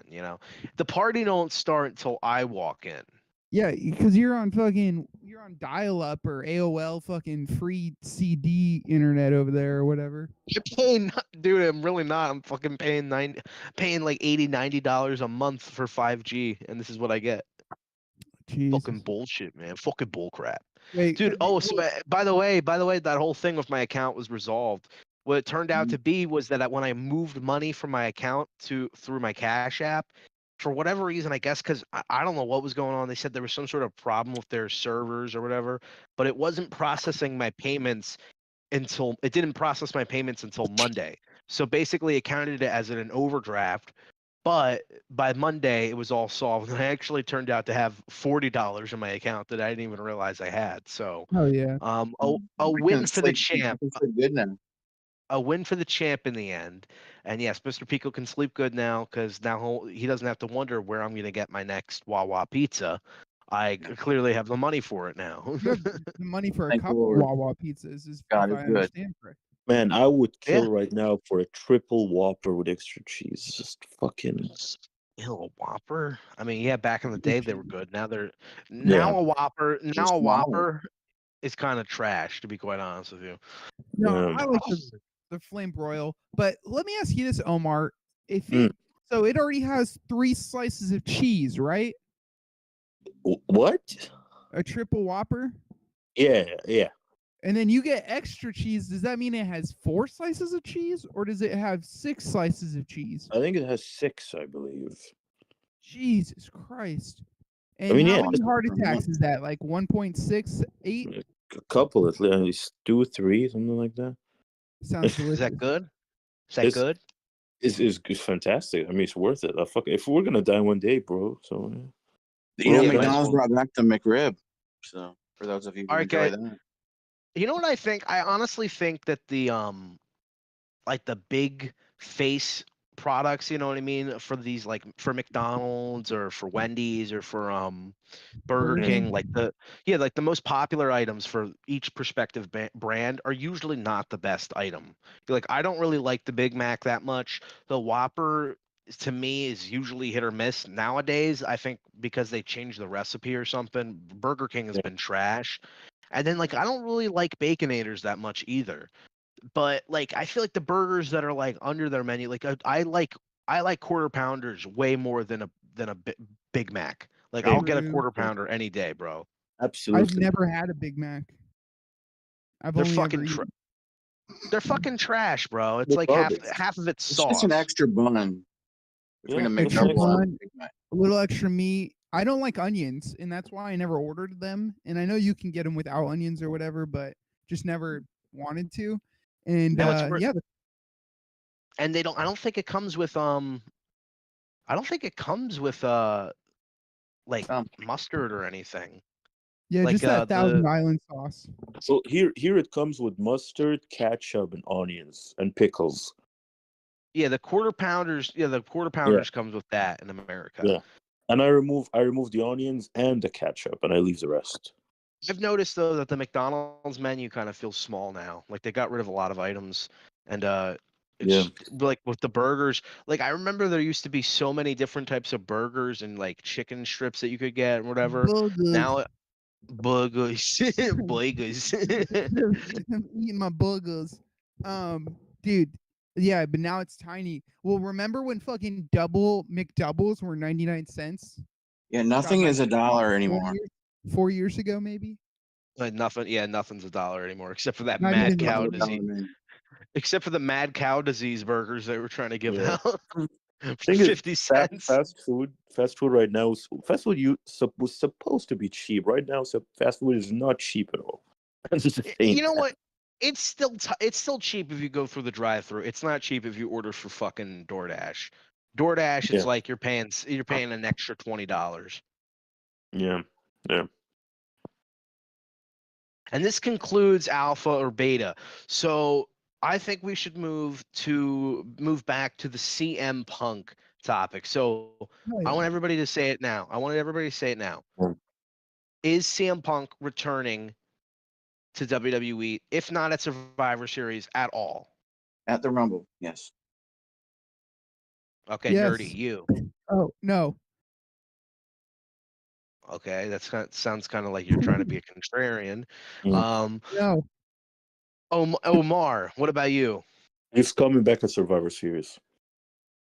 All right, yeah, I think that's kind of what I agree with too. I think there's just been so much teasing. WWE really does. And also, if AEW hadn't basically done the same thing with Edge this year, I probably wouldn't have believed it as much. But they teased Edge a bunch, and Edge teased it himself too. And then we were all like, "Oh, I mean, that doesn't mean anything." You know, I think Edge is going to re-sign with WWE. Oh, no, wait, he signed with AEW. You know So what I at this will- point, Yeah. sorry. You know what? No, I'm sorry, Luke. You're right, and it did trigger another thought. Go ahead. I'm sorry, brother. I'm just saying because it's also the same with like Cody when everybody's like, "Oh, is Cody returning?" I don't think so, man. Yeah. It's gonna be someone. Oh, Cody came back. It sets a precedent. I'll be honest, Exactly what you're saying. It sets a precedent that if WWE is going to take back CM Punk, well, then they'll take back Edge if he goes to AEW. They'll take back anybody. They'll take back the Big Show. They'll take back whoever. One day. Jericho, whoever. If they're going to take back CM Punk, so maybe WWE doesn't even use him. Maybe they just sign him and then give him money, and then maybe they bring him back for one program. I don't think they wait till Survivor Series though, because that's like, how many months is that away from now? Oh, it's very soon. It's a week, I think. Away I think from you mean Royal Rumble, right? Because Survivor Series is I'm like thinking Royal Rumble. Yeah, Rumble Royal Rumble's in January, January, right? Yeah, you're right. Okay, never mind. Yeah, okay. If he does show up in a couple weeks, then if he doesn't show up in a couple weeks, then I don't think he comes at all. I agree. Yeah, the only other place would be Royal Rumble, but I don't know. Yeah, when's the last time we've actually legitimately got a big return at the Royal Rumble? Oh wait, Edge. Never mind. Fuck me. Cody last year. Yeah, but we all knew Cody. We all knew Cody was coming back. And he even announced it. Yeah. Exactly. 2019. Oh wait, never mind. Thing is with WWE, like I'm not like most girls. How she came into that stupid Royal Rumble and fucking got thrown out by fucking Rey Mysterio or whatever. She got that monster pop. Everybody's like, Yeah. ah. Oh wait, that didn't happen because nobody cares. Yeah, because she's a dumb fat bitch. But seriously, body positivity is very important. It's something that we really like to. As a better. new Andrew Dice Clay impersonator, I don't like to hate on females. Andrew Dice Clay? What the fuck? Hey, Nerdy, I can come up with some wrestling trivia really quickly, easily for you if you have, want to put your talents towards something else, Look, I've thought about it, but I do want to film a couple more episodes of Dragon Ball Trivia because it is popping off, actually. How many views did you get? How many views did the video get? So the video, I've learned a trick that I don't want to. I will tell you off air, but it's. I want some more episodes. Long story short, and I think we should film some soon. So. I know last night I wasn't able to, but maybe tomorrow night or the next night if you guys are like free. two figure, 3 figures. Like what were we talking here? Look, a couple fingers up the butthole. Good. Maybe a full fist up the butthole. Ooh. No, It's not that it's doing very well. There's just something I found out that I think I wanted to share with you guys. And that's why I want to make some more. But CM Punk is coming back. I don't think it's gonna happen, but I hope it does because he is entertaining. Look, the reason why I believe it actually, because I was actually one of the guys who didn't believe Cody was going to WWE ever. And for me, because it was a couple of things, it was the theme song, it was the character, and Vince's history. I would never bring anyone unless I change him and do it in my way. But they let him do his thing, and that shocked me. I'm like, all right, maybe WWE are doing things differently from what they used to do. And the fact is, as well, CM Punk, as looking at it like compared to the other guys who did way worse things to WWE and they still came back. It's very possible he's going to come back. And WWE, by the way, never teases someone to that extent unless something is happening. Yeah, that's what really sells because it for me. Remember the 7 years where Punk left? So when Punk left, WWE never teased CM Punk coming back. They always just took little digs at him in a promo. That's it. But is it crazy? Is it crazy, Omar, that we might get that CM Punk might come back to the WWE before GTA 6 comes out? That's fucking insane, man. Like it's crazy to think that like for most of my young adolescence, basically, that was the thing that was always getting talked about in my communities that I followed on the internet was GTA 6. And CM Punk return. they were like long fabled legends that would never happen, you know. And now Punk has to go after Roman Reigns. I feel like it's I don't know because we don't. That's the thing though. We know he's not winning. And then CM Punk can say, "You weren't supposed to be here, so I didn't pick you." They'll do that. They'll do that at some point, but I think what they're gonna do is CM Punk Rollins. They've been building it up a bunch. They've had a bunch of things they've said about each other, or at least that Rollins has said about Punk. And it'd be great to see Rollins have to put over another guy who comes into the company because he gets so salty and jealous about it. That's why he hates Cody. Like it's so like everybody's like, oh, it's a professional rivalry. No, Seth hates Cody. Like if you listen to the interviews or whatever, Seth despises the fact that Cody is now the number 2 guy, and it's very evident. Like it's not like, oh well, Cody hates him back. Cody just like, yeah, well, I don't know, the guy's kind of an asshole. I don't know what to tell you. Yeah. but he says it in the most nice way. But Rollins has that clear jealousy, you know. And but it'd be funny if he has to put aside his ego again and he has to put Punk over. they just have everybody coming to from AEW to WWE. Oh, Rollins, you're gonna put him over. MJF comes here. And Randy Orton when he comes back. Just give him to Rollins. Yeah, fuck Rollins. He sucks his champion. Rollins will make him look amazing, guys. It'll be amazing. Anyway, any final thoughts from everybody before we? Well, the creep is here. Who's the creep? Dork Knight. Oh, is that Dork? I can't. Knight. It doesn't say Dork on his thing to me. It just says D with dots. I like how he joins literally when you're about to end the show. I guess he's been waiting a while because I didn't know that was him. Has that been him? No, that's him, but I didn't know it was him. It just says D ... because it's all messed up. Dork Knight. Yeah, I can see. He's not talking, so yeah, obviously we didn't know. Oh, hey, Dork Knight, you're on the show. Dork Knight, it's probably in the other room, like cooking food, listening. Doesn't know. He's in the hotel. He's in a hotel. Right. Probably jerking off, which I don't blame him. I mean, I've been there. Man, we need some Dork Knight. But you know what, Dork Knight, if you don't make it to the show tonight in time, what I will say is, Dork Knight, we need some more of you on Saturday night. I'll monetize this, Dork Knight. Oh, there he is. Oh no, it's Mankind actually. Oh, he must be upset about the things I said earlier. Mankind is here. Holy shit. I heard the disparaging things you were claiming I said earlier. Well, I mean, I'm not claiming them. I think you actually did them, Mankind. I'm sorry. It sounded I was literally about to go to bed, and then I heard the doo-doo like noise, so I came. That's okay. We're all going to bed in a second, but hear we got to get you back on Saturday night. But let me ask you this: when is that podcast coming out, man? So I've been editing it all day, and because I'm dropping in clips from the movie, but my buddy was telling me make sure that they're not more than 12 seconds each. Right. So I've been Dude, doing is that your that. buddy dead in the background? No, that's just that's a couch. It doesn't look like a dead person's laying out. That's just a prostitute.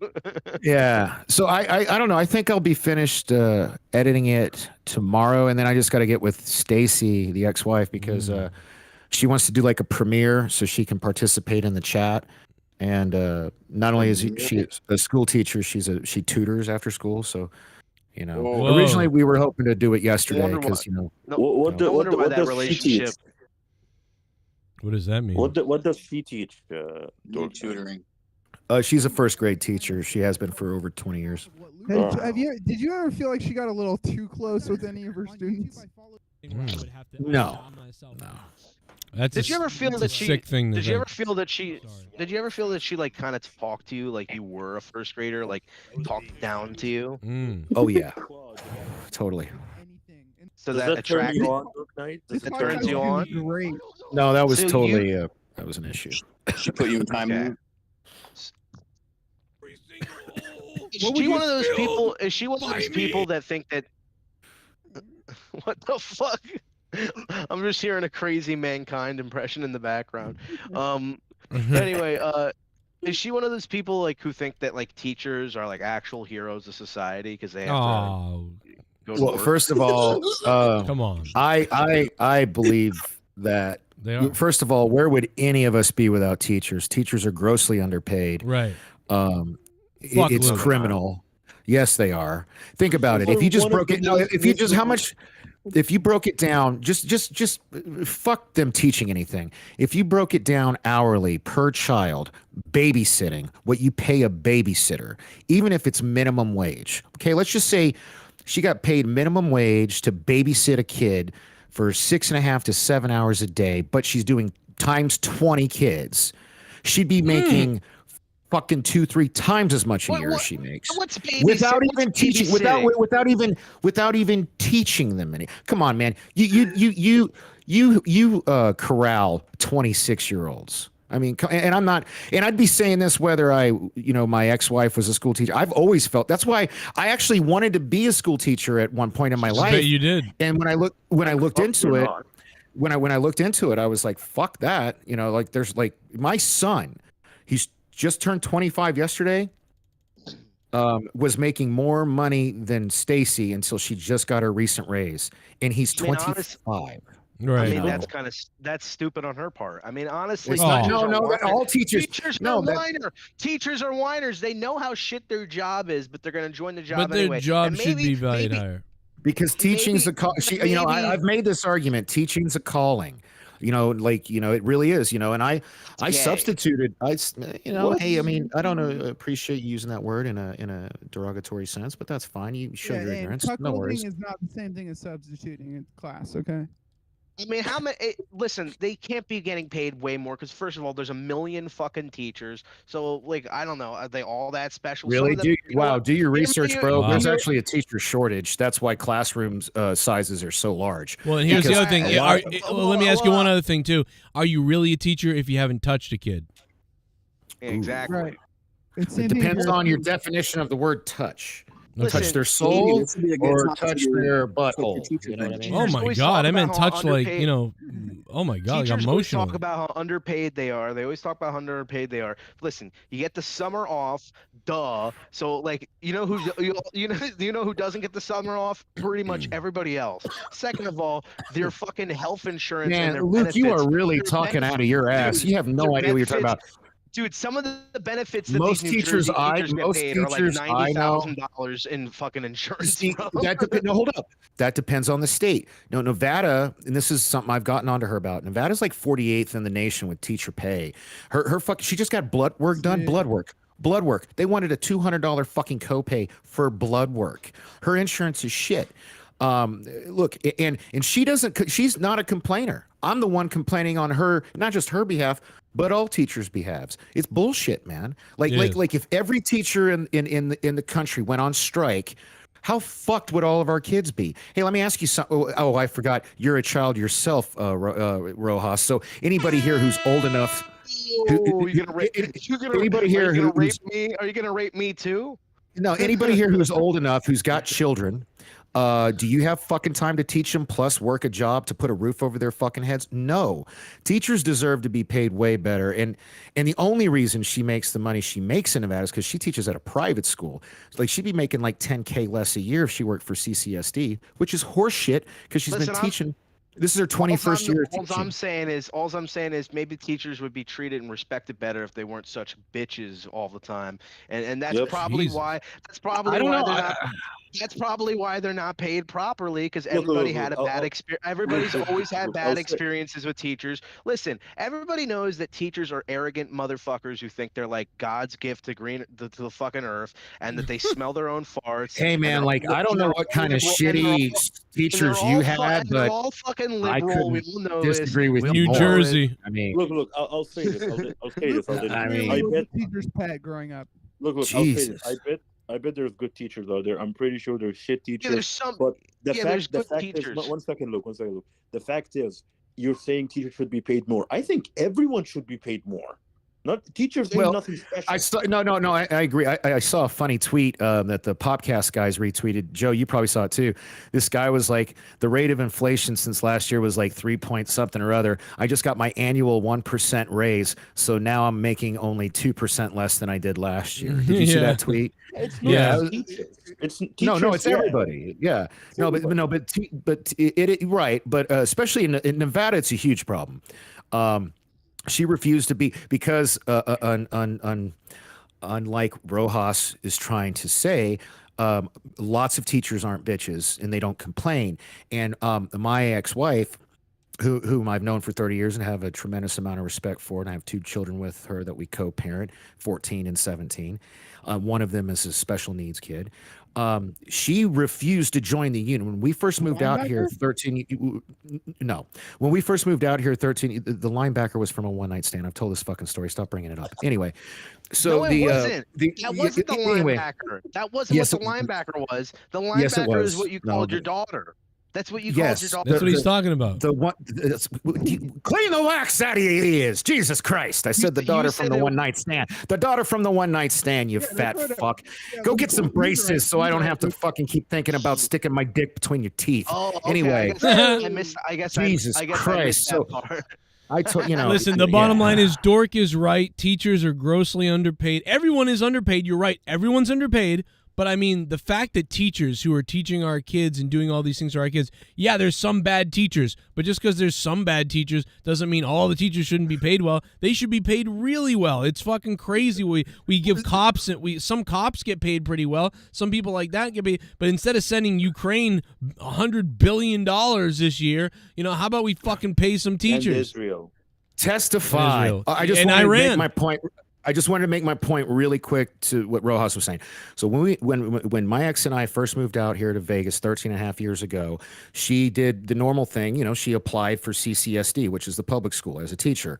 And they were trying to strong arm her into joining the union. And, sorry, liberals, but she and I are anti-union. So she didn't want to join the union. And because she wouldn't join the union, they eventually, politic their way, whatever, to basically they made it so they didn't fire her, but they made life for her so miserable that she quit and went into charter schools. And now for the last 5 years, she's been doing private schools, and she's doing, she's very good at and that's why the tutoring thing is working out so well for her, because, and she's got rave reviews from and a lot of it is because we have a special needs kid. So she's got a lot of patience. She knows how to relate to kids on a bunch of different levels, and she never once complains about her money, except to me. I don't give her enough alimony and child support, but that's a totally different subject. Totally. She's anti-union. Yes. May I respond? Sure. May I respond? Yeah. Go ahead. I'm anti-union. I think jobs should be on meritocracy. Unions are bullshit. Unions are fucking bullshit. dude. I was referencing a union leader that fought a congressman from earlier. They were going to argue with each other. Oh, I saw that. The bald guy and the MMA fighter, Bernie Sanders had to break up the fight. I've been watching this show for the past few hours. I really have. Hey, on Dork my Knight. phone. Hey, Dork Knight. I want you to know that honestly, I could not care less about teachers. I just wanted to fucking argue with you because I know, man. I'm the same way. I love arguing with you. Like people. So a friend of mine, she was in the chat earlier, Twinkle. I don't know how she found, because I don't publicize that I'm on this show, and I'm usually either Mankind or I'm playing like a drunken asshole version of myself, just because it's fun. Like I'll be the heel to Rojas's face or vice versa. We're talking shit. And oh my God, my friend was like, I stumbled across the thing. Are you okay? Do you need help? And blah, blah, blah. Like just fucking so worried about me. Thought I was crazy. I was like, no, it's wrestling, man. Everybody here's, we're fighting for fun. We're putting on a show. This is like, this is what entertains us, So I get it, Luke. You ain't got to worry. Do you need me to kill that fat loser Rojas? Because I can. Right? Baby! Did you hear what he said about Gooey Dewey earlier? Did you hear what he said about my dick? I wonder if he named Dewey after The Rock, because if you believe if Young Rock is true, the Dwayne Johnson knew Mick Foley long before he met his wife. You know what I mean? So I'm so I'm curious about that. I wonder if he shared my goo. His wife knew his Johnson. We shared each other's goo. Hey man, those wrestlers, you never know, man. They wild sex orgy. Like you were talking about The Rock earlier, getting dropped off by his limousine driver with a blindfold and like going in and chopping up babies and fucking dudes or whatever. So I was listening, bro. I was listening. Yeah, that was a key point in Joe's Joe's argument. And it's true, by the way. It's true. If you look at the data. If you look at the data, it might be true. Put the dots together and you link everything. Joe, do you remember your Daniel Bryan video? Like, if you take a look at the data or the data. Jennifer in the chat. I want to acknowledge your chat, Joe, because they're who you pay the bills and send you money. Jennifer in the chat, that's a beautiful point, and it's criminal. And like I said, my son does good work. He's the one that just turned 25. He works at a place called Sports Social with autistic kids, and he has a lifetime of experience because his younger brother. Oh, he's done. Not anymore. He's done. Oh. Well, anyways, he was making more money than her for a while, so I get it, and it sucks. But hopefully, I don't know what state you're in, Jennifer, but hopefully, shit. Yeah. Hopefully he can meet up with you for dinner or maybe a no. I ain't nobody's sugar daddy. You fresh the fuck out of luck with me. I'm that's why I'm living in a basement somewhere in parts Jennifer Jennifer would be your sugar mommy. She's that's the what money. Jennifer 28K wouldn't even pay the rent in Las Vegas for a year. You out of your mind? Shit. Is it weird that mommy has now become a sexual term? Because it's like really awkward. It's like very strange. Well, first of all, I've always agreed, but it's not a new thing, man. Like that's been around it's a Latin thing, and I don't know why. I know that, but like I feel like nowadays, like before it wasn't really that weird. Like you know what I mean? Like I feel like I think Eddie Guerrero started it, but then he died, and now that the Rhea Ripley thing with Dom is taking fire, it's like. Now it's in the zeitgeist, it's in the popular main culture, So well, I mean, not enough people watching to really change anything. There's only like a million people. You know what's funny? People say that. You got to understand, this ain't the 90s. Back in the 90s, the only way you could see shit was on the television. So that's why you had 10 million people on a Monday night watching Raw. Or flipping back and forth from Raw to Nitro. Okay, cut to 2023, you got the TV. well, not just the TV. On my TV, I've got these different apps, and I can stream from these. And I've got my phone, and I've got my computer, and I've got all these different streaming services and ways to see it. Yeah, and you know what? And maybe I'd rather wait so I don't have to deal with the commercials. If you take a look at the metrics of the actual views, it's astronomically high. Why do you think this is the most profitable time in wrestling ever? No, it's not. It's It really is. not. If you Oh my even God. if you look Money-wise, even it if is. you do no Every it- single it's- metric no, you in look terms at. of- in terms of money, okay, Dork Knight, you got to let me finish something.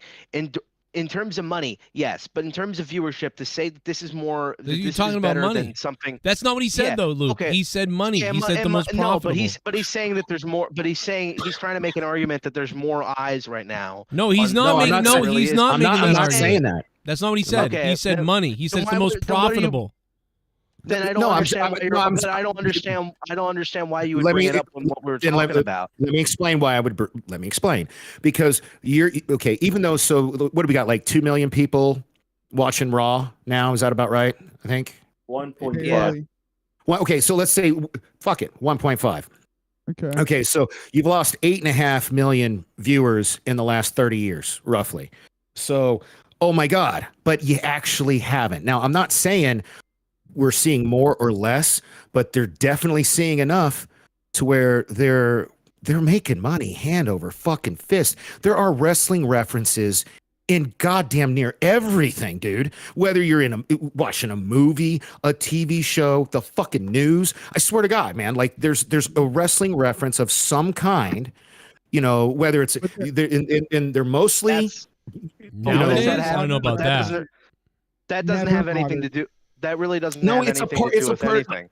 But It has nobody's to- ever. no, But it's part of nobody's the mainstream nobody's- zeitgeist. That's but what nobody's that's the ever- whole point I'm well, making. Okay, Dork Knight. Nobody's referencing what Dominic Mysterio is doing outside of wrestling communities. Yeah. But yes, they are bringing up. But, okay, well, shut up.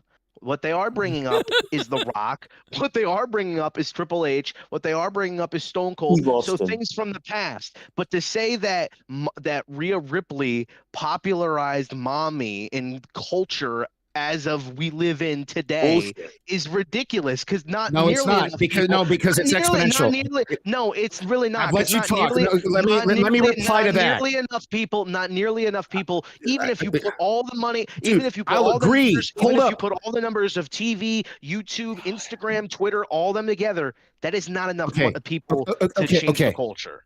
Okay, let me say this. Let's say I don't, but let's just say, let me concede. Let's say I agree with you. The effect is exponential. So you got people like us who are watching it. And then you got knuckleheads like us who, while we're hanging out with people who don't watch wrestling, make references that they don't get. You know, like, you know, let's say I'm out with, you know, I'm single, but let's, you know, hypothetically, let's say, like, if I had a girlfriend about 5 months ago, you best believe I would have bought a pair of the, like, I'm your mommy, I'm your poppy matching shirts, because I'm that fucking nerd. You know, I like, look at the fucking shirt I'm wearing here. It's from a trip I took to Oklahoma. That's why you don't have one. I'm that, yeah, you know, I'm a been there, done that. You're a wrestler. Buy this shirt. No, I know, but my point is most of my friends in real life aren't. So when I'm out with them, you know, if I make a reference and they don't know what it is, and enough people do that, it's exponential. And then this guy's making the reference. He doesn't know why he's making the reference, because his buddy made the reference and he thought it sounded cool, but his buddy got the reference from wrestling. And then that guy does it. And then maybe, he's hanging out with another wrestling fan that gets it. So he replicates it. And that it's exponential, man. It is the effect. Really not. It's really not. Yeah, listen here, silence of the silence of the We can agree. We can agree to disagree. That's Why fine. do you always have this weird story that keeps going on and on? I just want to play the Seinfeld to your life. I love it. It's a comedy. You've gotten divorced 3 times. You had a Just kid. twice. No, twice. So last night was funny because I called him a virgin or something, and I said, "Why are you saying that? My kid's right behind me." It turns out his kid that has not seen him in 8 fucking months was behind him, and he goes, "See you later, Dad." I was talking "See you later, Dad." Yeah, no, it's true. It's true. True story. On Gargot's show, it was the 25-year-old I was telling you guys. He turned 25 yesterday. That's the kid that we were talking about. Yeah. And he had no fucking idea Did you, Garguts? You had no fucking No, idea. I had no idea Yeah. that he was there. I just said, "Why are you saying this shit about me, dude? My kids Did you behind me." call And then him he a looks at fuck he looks at his dad and he goes, "This is where I take off, Dad." And he's like signing out. You should have got him on the Listen, show also- to confess everything that he did to him. All I'm saying is, yes, WWE I think, is also a lot more relevant than it has been in a very long time. But Dude, Logan Paul alone, he's got Okay. such a large. I mean, time out. Let me just throw this one quick thing out there. No matter what you think of him, because I never heard him until wrestling, which is crazy. Because apparently he's like the #1 YouTuber on Earth.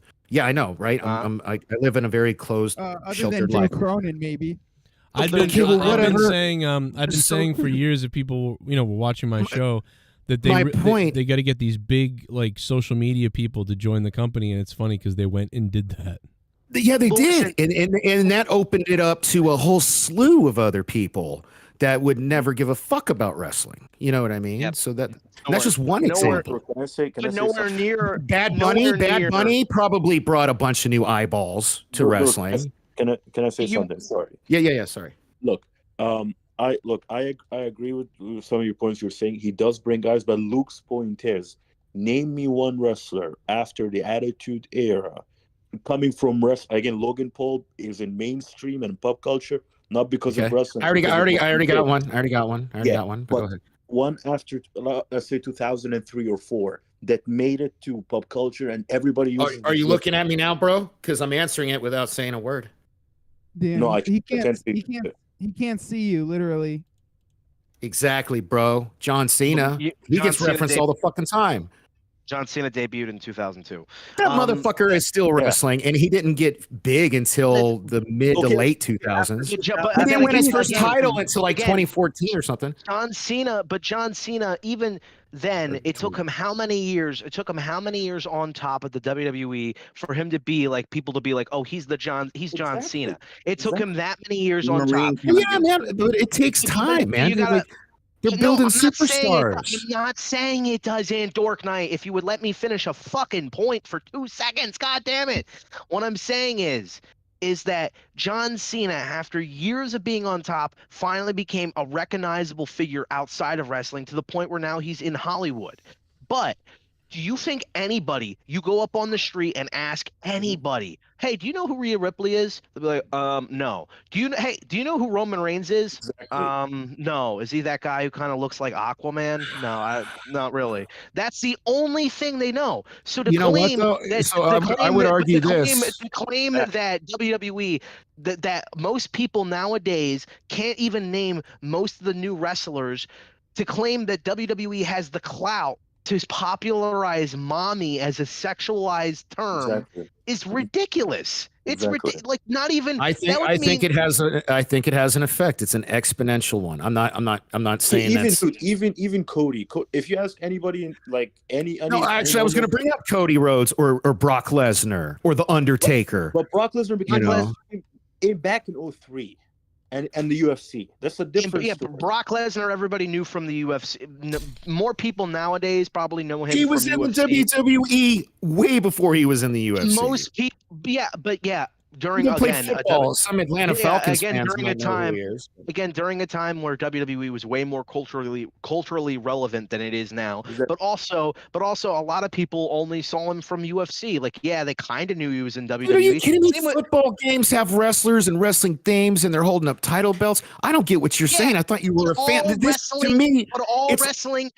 all wrestling themes. It's all wrestling themes from the Attitude Era. Nobody is coming out with Nobody's coming out with "This is my brutality." Okay, why is it got to be Rhea Ripley? Pick a dude. Okay, fine. Dude. Nobody's coming out to the Austin Theory theme song. Why are you picking people who've only been wrestling like a couple of years, man? Come on. What I'm saying, Dork Knight. That's what I'm fucking saying. It takes time to build. No, it takes time to build stars. I think an argument can be made for Cody Rhodes. Hold up, Cody Rhodes has been doing this for like a decade, right? But he's now a name. If Austin Theory and Rhea Ripley aren't in the pop culture vernacular in like 5, 6, 7 years. Cody, you know, when Cody they've is been in not the in the business. pop culture thing. He's not. Oh, I would disagree, man. I run into a ton of people that know Cody Rhodes for some, you know. Yeah, a ton of wrestling fans. A ton of wrestling fans. No, he's not. He had a reality TV show. He was doing the John Cena thing on some of those like game shows.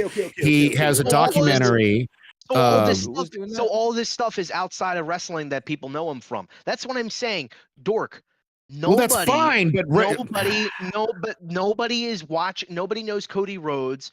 Nobody. Like, I'm gonna be honest with you. You go ask somebody on the street right now, and you go, "Hey, do you know who Cody Rhodes is?" They'll be like, "Get the fuck away from me." First of all, they'll be like, "You smell. Get away from me." But second of all, they'll be like, "No, I don't know who Cody Rhodes is. Now, please leave me alone before I call the cops." So, like, that's what I'm stressing. Try that It's on your not way the home from work WWE. next time, Luke. But I will. You ask anybody who Stone Cold is. Everybody, yeah, I know. Big G's got it right. Mommy's always on top, Luke. Is that why you're bitter? Is that why you're bitter? All right. Forget WWE for a second. Okay, remember, like, I think a while ago, everybody was saying, "Oh, MJF is gonna transcend beyond Hollywood, and people are gonna be like, don't be an asshole like MJF." MJF did nothing in pop culture right now. I get it. He's in AEW. Wait, hold on. He's the executive producer for Iron Claw. That's kind of transcending. He's very good at executive producer. Yeah, but he's starring in it. But I'm not talking. Do you think many people? He's in it. Do you think? Do you haven't think seen many it yet, people though. actually know who MJF is? Like, do you think They MJF? will. They will. Dude, you guys. No, they will not. MJF was famous. He was famous like famous before 20. he became a wrestler. Yeah, when he was on thanks Rosie to O'Donnell. Rosie O'Donnell. Thank you. Stole it from me. Wasn't famous. No, he wasn't famous. Yeah, maybe That was the most adorable He thing ever. Did you see that clip? That's about it. It was so adorable. It was so adorable. He was on a famous show. He's not famous. You know, man, having kids changes you. I think I was a lot like Rojas when I was his age, but then I had kids and it just gave me a soul. You were right. Gave me a soul. Dude, you actually thought rationally. You're claiming that because he was on Rosie O'Donnell when he was a little kid means that he's famous pop culturally and that people know who he is. Nobody knows MJF. Nobody fucking knows anybody from. If you ask anybody right now who a member of the fucking Judgment Day is, they won't answer one fucking person. You ask anybody right now who isn't a wrestling fan, and that's because I was a fan of his. I did masturbate to him accidentally when I was thinking of his sister. And Hey, Joe, if you're around, Joe, you can steal this idea from me. Whoever does it first, I'm throwing this out there. We should all do this. Okay. We should do little selfie thing, man on the street, like Jay Leno used to do. Just go somewhere. It's easy for me. I could go anywhere and there's a fuck ton of people because it's Vegas, and just do exactly what you're saying and live stream that shit. And I would love. We should all do it and compare our results and have this discussion again. Because I'm a man of data, and if the data says you're right, Luke, I'll eat crow and I'll say you're right. I'll kneel before the champ. I'll walk up the street. I'll go 15 minutes up the street. And I'll go to a Patriots game during the season. I'll walk around and do that. Fuck yeah! No, I think this would be fun. Yeah. Dork, not only will you find out that I'm right, but then you'll find out how disgusted people are when they find out that you're a wrestling fan. Exactly. They're like, wrestling right now. I'm a wrestling fan. Also, I rate people. Right now, and Paul Heyman was so right. Wrestling right now is a dirty word. Pro wrestling right now is like it's like how we view gunslinging back in the fucking 1800s. Pro wrestling. Yeah, same with WWE. Even saying WWE now, it's like okay. Well, hey, maybe it's because I've lived in Vegas. So where the fuck do you guys live? Because like I know for a fact when I do my video, I'm gonna have at least a 90% rate of people who know what the fuck I'm talking about. And I'll let you guys. And we could all we should do a little thing in Discord where we come up. We have to ask the same questions, so it's apples and apples. You know what I mean? Okay, we'll do it. That way we have a direct comparison. The thing is, you ask anyone in the public, for example, I live in England. You ask anyone, and you say, "Yeah, I used to watch WWE back in '99, 2000, Stone Cold, The Rock." People will always mention that era, and that is it. That's what I usually get too. Oh, I'm watching wrestling because wrestling was Cody huge Rhodes. then. Yeah, that's what I. So that's okay. I get it. That's why I'm saying I'm putting out the challenge. I'm putting out the selfie man on the street challenge. We got to come up with the same questions. I think it's a genius idea, and we should go on. I'm going to direct message. I'm going to make a direct message chat right now for all of us to hold you accountable because we need to ask the same questions. I don't then, feel yeah, like so let's move on to the next people one. people right now look at you as an autistic, retarded motherfucker if you told them about pro wrestling. They don't like it. Honestly, I think this whole idea is already retarded. Isn't that thing that Trump used to do? Oh, okay. So you're one of those. You're a Trumper. Okay, get away from me. I used to wrestle when I used to wrestle dicks. Wrestled them all. Oh my God. All right, we're out of here. old. We're out of here. Dork Night Sexy. Yeah, we'll see you Saturday night. And we'll see you tomorrow and the other day. And All right, brother. All right, peace out. You're the man. Ooey dooey. Ooey dooey. I'm going to play the clip right now. Gooey dooey. Can I find it? I don't even know. You didn't mean I it. was looking for the balance. Now you see there, the foot goes up there. Oh, here it is. WWE audience, a year ago, I stepped foot in a Petco, and I put my finger in a bird. What was his son's name? What's his son's Dewey. name? Matt Foley? Dewey. Dewey. Dewey Foley. I'm gonna fill Dewey up with some gooey. Why did God make my dick 3 inches?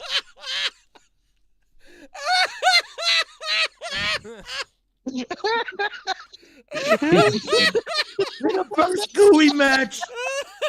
There's only one time. And there's not a second. You heard it here first. We got your first ever gooey on a pole match. Jesus. I have tears in my eyes. I have tears in my eyes. That's what it's supposed to be. A tear in my eye, I filled up my son.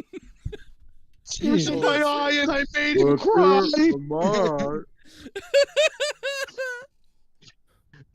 He's got bigger titties than Odie. We